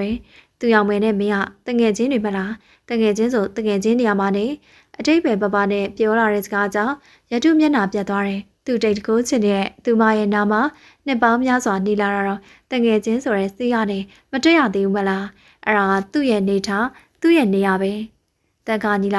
ာရတုကိုမျက်လုံးမိမိနဲ့စူးရဲစွာစိုက်ကြည့်လိုက်ပြီးသူရောင်မဲကတော့နူးညံ့နေထင်ရတဲ့မျက်လုံးတွေနဲ့ကြည့်လာတယ်အဲ့ဒီနောက်မှာကျုံနဲ့မင်းရဲ့ဆက်ဆံရေးကိုနာမည်တက်ရတော့မယ့်အချိန်ရောက်လာပြီ။ဘာလို့လဲ။ဒီလူရဲ့ပြောနားပလက်စွာနဲ့မျက်လုံးလေးဝိုင်းသားနဲ့ကြည့်နေမိရဲ့အဲ့ဒီလူကဘာမှနမ်းခဲ့တာကိုမှတ်မိရဲမလား။ရတုရဲ့ရွှေပါညီလာစကားကိုပုပ်ပင်လင်းလင်းပြောလာတယ်။အဲ့ဒီလူကိုသူမဘာပြောလို့ပြောရမယ်မသိတော့ဘူး။ရတုကလည်းဒီစကားကြားရတဲ့သူမကိုအံ့ဩတကြီးကြည့်လာခဲ့တယ်။ရှယ်ယွန်သွားတဲ့စိတ်ကြောင့်မျက်နှာလေးမဖော်ဝင်တော့ဘူး။ဒီလူကတော့ဘာမှကြိုးမဆိုင်ပဲသူရောက်မဲကိုငါပဲအိမ်ပြန်ပို့လိုက်မယ်။မင်းပြန်လိုက်တော့ရတုကိုခက်တီတီနဲ့ပဲမောင်းထုတ်လိုက်တယ်။ရတုကလည်းအကျော်မခံပဲအရှိကိုတလန်းတိုးလိုက်ပြီးသူ့ရောင်မဲကိုလာမထိတယ်။ပြောသလိုမလုပ်ပဲအာယုံလာနောက်နေတဲ့ရတုကိုအင်းဆက်ပိုးပွားလေးလို့ခက်သေးသေးမုံမုံကြည့်လိုက်ပြီးမင်းစင်ကပါလဲရတယ်ကျမတို့ကိုယ့်ဘာသာပြန်နိုင်ပါတယ်။သူရောင်မဲစီကစကားတန်တူတူလေးနဲ့ညင်းလိုက်တာကိုခံလိုက်ရတယ်။ဒါပေမဲ့လည်းညီလာအရေးမဆိုင်သလိုနဲ့မင်းကိုအဲ့အကောင်နဲ့အတူတူပြန်မှမကြိုက်ဘူး။မင်းကိုကျုံနေမှစိတ်ချမယ်။ညီလာကလည်းပိုင်စိုးပိုင်နေနဲ့ပြောလာတယ်။ရတုကလည်းသူ့ပြောကြောင့်ဒေါသထွက်လာတယ်။အဲ့ဒီချိန်မှာညီလာကရောင်ပွားလေးကိုလက်နဲ့ထိလိုက်တယ်။သူရောင်မဲအလက်တကြားနဲ့ညီလာရဲ့လက်ကိုတွန်းဖယ်လိုက်ပြီးရှင်ပါလို့တာလဲဒေါသတကြီးမေးလိုက်ပါတယ်။ညီလာကခက်ပြုံးပြုံးနဲ့ထိကျင်လို့ရှင်းပါတယ်ထိကျင်လို့ထိတာသူရောင်မဲကညီလာစကားကြောင့်ပို့စိတ်ဆိုးသွားပြီးရှင့်လွန်လာပြီးကျမတို့ပြန်မယ်သူရောင်မဲကလည်းစက်မနေကျင်တော့ရနဲ့ရတုကိုဆွဲပြီးသူ့ရှိကနေအမြန်ဆုံးထွက်လာခဲ့တယ်။ညီလာကသူရောင်မဲရဲ့စကားကိုမကြားဟန်ပြုပြီးကျုပ်စီကူရင်ထားကြည့်လို့မဟုတ်ဘူးသူရောင်မဲကျုပ်ကိုညင်းဆန်တဲ့အခန်းမပါဘူးကျုပ်ကိုမညင်းဆန်ရင်ကောင်းပဲအေးဆက်ဆက်ပြောနဲ့စူးရက်နေတဲ့အကြည့်တွေကတကယ်ကိုကြောချမ်းစရာသူရောင်မဲကကြောက်လန့်နေတဲ့မျက်လုံးတွေနဲ့တက်ကညီလာကိုကြည့်လာတယ်။ညီလာကရောင်းလက်ကိုဆွဲကင်လိုက်တော့သူမတင်းယုံခတ်နေပေမဲ့ညီလာလက်တွေကတန်မာလွန်းနေမင်းတာပါလို့တာလဲခမည်းလက်ကိုဖယ်လိုက်တာကောင်းမယ်နော်ရတုကလည်းကြားကနေသူ့တငယ်ချင်းမလေးကိုထိတော့ဒေါသထွက်သွားဝင်ပြောလာတယ်ညီလာတော့သူမရဲ့လက်ကိုပြန်မလို့ပဲရတုကိုအနိုင်ပိုင်းသလိုအကြည့်တွေနဲ့ကြည်လာပြီးမှသူမကိုနူးနူးညံ့ညံ့ကြည့်ပြီးစကားလုံးတစ်လုံးချင်းစီပြောလာတယ်ရောင်ကျုပ်မင်းကိုချစ်တယ်ကျုပ်ရီစားလို့ဟမ်ရီစားစကားတော့မှချင်းချောက်သလိုပြောလာတဲ့ညီလာရဲ့စကားကြောင့်သူအောင်ပဲနဲ့ရတုကကြံ့တော်နဲ့ဘာပြောလို့ပြောရမှန်းမသိတော့ရတုကလည်းသူ့ရှိပါတယ်တငယ်ချင်းမလေးကိုရေးစားစကားကိုပေါ်တင်ပြောပြီးလက်ကိုဆွဲလာချင်လာလှုပ်နေတော့ဒေါသပူထွက်လာရတယ်။ခမည်းလက်ကိုလွှတ်လိုက်တာအရင်ကောင်းပဲ။အစကရတယ်ရတုကိုကြည့်မြဖြစ်နေတဲ့ညီလာသူ့စကားကြောင့်ခံမဲ့မဲ့ကြည့်လာပြီးရတုရဲ့ကော်လာစာကိုဆွဲဆုပ်လာတယ်။စကားနဲ့ပဲပြောနေတာအကောင်းမှတ်မနေတဲ့ငါလက်သေးကလူမရွေးဘူး။ကော်လာစာကိုဆွဲပြီးတကယ်ထုံးမလို့ပြောလာတဲ့စကားတွေကြောင့်ရတုအနေငယ်ထိတ်လန့်သွားရတယ်။ရှက်ယူပဲကျမရှင့်ကိုမချစ်ဘူး။သူရောင်မရလဲအလဲကနေညီလာကိုခေါင်းတော့ပြန်ချက်ချင်းညင်းလိုက်တယ်။ဘယ်မိန်းကလေးမှနှက်ခါပြန်မညင်းဘူးတဲ့သူ့ကိုသူမကညင်းလာတယ်ဆိုတော့တော်တော်စိတ်ဝင်စားဖို့ကောင်းသွားပြီ။ညီလာကောင်းပြီ။မင်းကျုပ်ကိုမချစ်ဘူးဆိုရင်မင်းရဲ့တငယ်ချင်းရတုကိုကျုပ်ဘာလုပ်မလဲဆိုတာစောင့်ကြည့်လိုက်။လူရန်ကားလို့ချိန်ချောက်လာတယ်။သူမကညီလာရဲ့ချိန်ချောက်မှုကြောင့်ကြောက်ရွံ့သွားပြီးမျက်လုံးဝိုင်းလေးနဲ့ရှင့်ဘာမှမလုပ်ပါနဲ့။ရတုကသူရောင်မဲကိုအားမလို့အားမရတားလိုက်ပြီးဒီကောင်ချိန်ချောက်နေအောင်ဘယ်မှာကြောက်စရာလို့လဲလောက်သွားငါ့ကိုကြိုက်တယ်လို့လောက်သွားငါကလည်းမင်းကိုပြန်လုပ်ပါပဲတစ်ချက်လုပ်ရင်တော့10ရက်လောက်နလန်ပြန်မထူနိုင်အောင်ဖြစ်သွားမှာ哦ဒီကောင်မစင်းစားထက်တာလားအလက်ကသူမရဲ့ရှေ့မှာတကယ်သူရဲ့ကောင်လှုပ်ချင်တာလက်စာလက်နာမရှိဘဲနဲ့တက်ကညီလာတာတကယ်လှုပ်ချင်ဒီချိန်ထိသူ့ကိုရတူကခုံးတော့ပြန်ပြောနိုင်ခဲ့မှာမဟုတ်ဘူးမင်းပါဆက်ကိုပိတ်ထားလိုက်တော့ငါကောင်မလေးကိုမေးနေရသူရောက်မယ်မင်းဖြေစမ်းငါကောင်မလေးလှုပ်မလားမလှုပ်ဘူးလားမလှုပ်ပါနဲ့သူအောင်ပဲဘာမှတွေ့ဝေးနေကြမလို့ဒီကောင်ရဲ့အပြုံးလက်မခံနဲ့ရတုကလည်းသူ့ရဲ့ကော်လာစာကိုဆွဲထားတဲ့တက်ကညီလာရဲ့လက်တွေကနေအတင်းယုံတယ်ဒါပေမဲ့လေးကျင်ခံတွေအပြင်းလုံးအားကစားလုပ်နေတဲ့ညီလာရဲ့အင်အားကိုတော့ဘယ်ယုံနိုင်ပါမလဲလက်သီးလက်မောင်းနေတာမဖြစ်ရှင်းရသေးဘူးသူ့ရဲ့ကော်လာစာကိုစုပ်ထားတာနဲ့ရတုဘာမှမလုပ်နိုင်ခဲ့ဘူးတက်ကညီလာတာတကယ်လို့ရကြရှိတော့မှမဟုတ်ဘူးဒီလူရဲ့ဒေါသကိုလည်းသိတယ်လို့ရန်ကောင်းမှုကိုလည်းသိတယ်နောက်ပြီးဒီဖြစ်ပျက်တွေအကုန်လုံးလိုင်းပေါ်မှာတင်ပြီးဖြည့်ရှင်းမယ်ဆိုရင်တော့ပရိသတ်တွေကသူ့ကိုပဲအားပေးမှသိနေတော့သူရောက်မယ်မျက်နှာလေးကမဲသွားပါတယ်အခု သူမရှိမှနာမည်ကျော်အမောင်းချန်ပီယံတက္ကညီလာရီစားစကားပြောနေရတယ်လားသူ့ကောင်မလေးလှုပ်ပေးဖို့ပြောနေရတယ်လားရတုကိုမထိနဲ့သူမရဲ့စကားကြောင့်ညီလာမျက်ခုံးတွေတွန့်ကွေးသွားတယ်တငယ်ချင်းကိုတော်တော်ကာကွယ်ပေးနေရပဲတစင်းယောက်ျားလေးတယောက်ကိုကာကွယ်ပေးနေတဲ့သူ့ကောင်မလေးကိုတစစီဆွဲလုချင်နေပေမဲ့လည်းအခုချိန်မှာရီစားစကားပြောနေလက်စားမှုငြိမ်နေရတယ်သူ့လက်ထဲရောက်တော့မှသူမကြိုက်တာတွေအကုန်လုံးပြင်ဆင်ပေးရမယ်ဒီမိန်းကလေးကတိတ်တောင်မကြိုးပဲညီလာခက်ရည်ရည်နဲ့ဒါဆိုရင်မင်းကကြောက်ရည်စားလုပ်လေရတုကိုဘာမှမလုပ်ဘူးလို့ခရီးပေးတယ်လူရောက်မှထပ်မံချင်းချောက်လိုက်တဲ့ညီလာရဲ့ချင်းချောက်မှုကြောင့်သူမရင်ထဲမှာလှိုင်းထန်နေတယ်သူမရုံးမရပြုတ်မရဖြစ်နေတဲ့ရတုကိုကြည့်လိုက်သူမရဲ့ဖြည့်ကိုစောင့်နေတဲ့ညီလာကိုမျက်လုံးဝိုင်းသားနဲ့ကြောက်လက်နေတဲ့ပုံစံနဲ့ကြည့်လိုက်တဲ့ဒုက္ခရောက်နေရတော့တယ်သူမရဲ့စိတ်ထဲမှာအတွေးတွေရှုပ်ထွေးလာရတယ်သူမဘယ်လိုလုပ်ရမလဲစိတ်ထဲမှာအချိန်ချင်းတွေးနေတယ်အဲ့ဒီချိန်မှာညီလာရတုရဲ့ကော်လာစာကိုဆွဲတင်ထားရင်ကလေပင်စီကိုပြောင်းသွားတယ်အနည်းငယ်အားထက်လိုက်တာကြောင့်လေပင်အစ်နေတဲ့ထန်းနဲ့အသက်ရှူမရတော့ရတုကရုံရက်ဆန်ခက်ဖြစ်လာတယ်ကျုပ်စိတ်ကအရန်ရှိမနေဘူးကျုပ်ကြီးစားမလုပ်ဘူးဆိုရင်ရတုကိုဘာလုပ်မလဲဆိုတာမင်းမြင်ရလိမ့်မယ်ချင်းချမှုကြောင့်နောက်ဆုံးမှစိတ်ပိုင်းဖြစ်လိုက်ရတယ်ရှင့်ကြီးစားလုပ်မယ်ရတုကိုဘာမှမလုပ်ပါနဲ့သူမခက်တူတူပြောလာတယ်ညီလာကသူ့ရောင်မဲရဲ့အဖြေကိုကြားလိုက်တာနဲ့ဝမ်းသာအားရနဲ့ရတုကိုလှုပ်ပေးလိုက်တယ်ဘသူကြောင့်ပဲလက်ခံဘာကြောင့်ပဲလက်ခံအခုသူတို့ညောင်ကရီးစားတွေဖြစ်သွားပြီတဲ့သူမကိုယ်တိုင်လက်ခံလိုက်ပြီးလက်တွေကိုလှုပ်ပေးလိုက်တာနဲ့ရတုကသူ့ကိုပြန်ပြီးရန်ရှာမလို့လက်သီးပြန်ရွယ်လာတယ်အစကတည်းကကြိုတွေးပြီးသားမို့သူ့စီရောက်လာတဲ့ရတုရဲ့လက်သီးကိုအသာလေးပဲရှောင်လိုက်ပြီးရတုတက်လှင်မြန်တဲ့လက်သီးကရတုရဲ့မျက်နှာကိုရောက်သွားပါတယ်အာငါကောင်မလေးစကားကိုနားထောင်ပြီးမင်းကိုဘာမှမလုပ်တော့ဘူးပဲဒါပေမဲ့မင်းရင်လောက်တာတော့သူတော်ကောင်းပုံစံနဲ့ဟိုကအရင်လုပ်သလိုသူကပဲပြန်လုပ်ရတယ်လို့နဲ့ဒီလူကအကျင့်မကောင်းဘူးသူအောင်ပဲမျက်ရည်တွေကျလာတယ်ညီလာကသူမလက်ကိုစုပ်ခိုင်းလိုက်ပြီးကျုပ်တို့အခုတော့ရီးစားတွေဖြစ်သွားပြီအဆောင်ပြန်ပါမလားလိုက်ပို့ပေးမယ်ပြန်ကြရအောင်မနေ့ပြန်ကိုရိုဒိတ်ဖို့အစောကြီးလာခေါ်မယ်ပြင်စင်တာညီလာကသူပေါင်းစီကအဖြေကိုရတာနဲ့သူ့ပုံစံလုံးဝပြောင်းလဲသွားတယ်သူမရဲ့လက်ဖွားလေးကိုလမ်းဆုပ်ကိုင်းပြီးဆိုင်ကယ်ထားတဲ့နေရာစီကိုခေါ်လာခဲ့တယ်ဆိုင်ကယ်ပြန်ပွဲမှာတော့ကလို့သူမကိုဂျိုင်းအောက်ကနေပွေ့ချပြီးဆိုင်ကယ်ပေါ်ကိုတင်ပေးတယ်သူရောက်မရတော့ဘာမှမလှုပ်မရှင်နဲ့သူထားတဲ့အတိုင်းပဲနေရတယ်ရုံးဖို့လည်းစံနာမရှိလို့အသက်မဲ့နေတဲ့သူပမာသူမအနာဂတ်ကအမောင်ကျသွားပြီလို့ခံစားလိုက်ရတယ်တက်ကညီလာဆိုင်ကယ်ပေါ်တက်ပြီးမောင်းနေလာတယ်သူရောက်ပဲကညီလာနောက်မှာငိမ်သက်စွာပါလာတယ်သူမမျက်နှာအပေါင်ရိပ်ကျနေပြီးမျက်လုံးတွေစီကလည်းမျက်ရည်တွေနဲ့ပြည့်လာတယ်ရတုကအဲ့ဒီနေရာမှာကြံခဲ့တယ်သူနောက်မှာထိုင်နေပေမဲ့သူရောက်မဲ့စကားတစ်ခုမှမပြောအချိန်ကလည်းပြိုင်ပွဲတော့ကလိုမျိုးမဟုတ်ဘဲနဲ့ဖြည်းဖြည်းလေးဆိုင်ကယ်ကအဆောင်ရှိကိုရောက်ရှိလာတယ်သူမနေတဲ့အဆောင်ဒီလူကဘလို့သိတာလဲတဲတဲမဲမဲရောက်လာတာကိုအံ့ဩနေပေမဲ့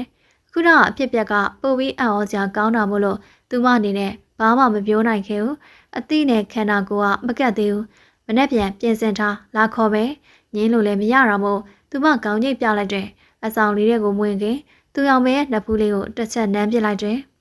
အဲ့ဒီနန်းကိုမနေတတ်တဲ့သူရောင်မဲကတစ်ချက်လေးတွန့်သွားပြီးအဆောင်ထဲကိုပြေးဝင်သွားပါတယ်ကျုပ်မနဲ့ပြန်လာခေါ်ပဲထပ်ပြောလာပြန်တယ်အဲ့ဒီစကားကိုသူရောင်မဲကမကြားဟန်ဆောင်ပြီးအဆောင်ကိုဝင်သွားပါတယ်ဇလန်လေးကဒီမှာပြီးဆုံးသွားပါတယ်နားဆင်ပေးတဲ့ပရိသတ်များအားလုံးကိုကျေးဇူးတင်ပါတယ်ရှင်နောက်ထပ်လည်းဘယ်လိုဇလန်လေးတွေတင်ဆက်ပေးသွားမလဲဆိုတာစောင့်မျှော်ရင်နားဆင်ပေးပါအောင်ရှင်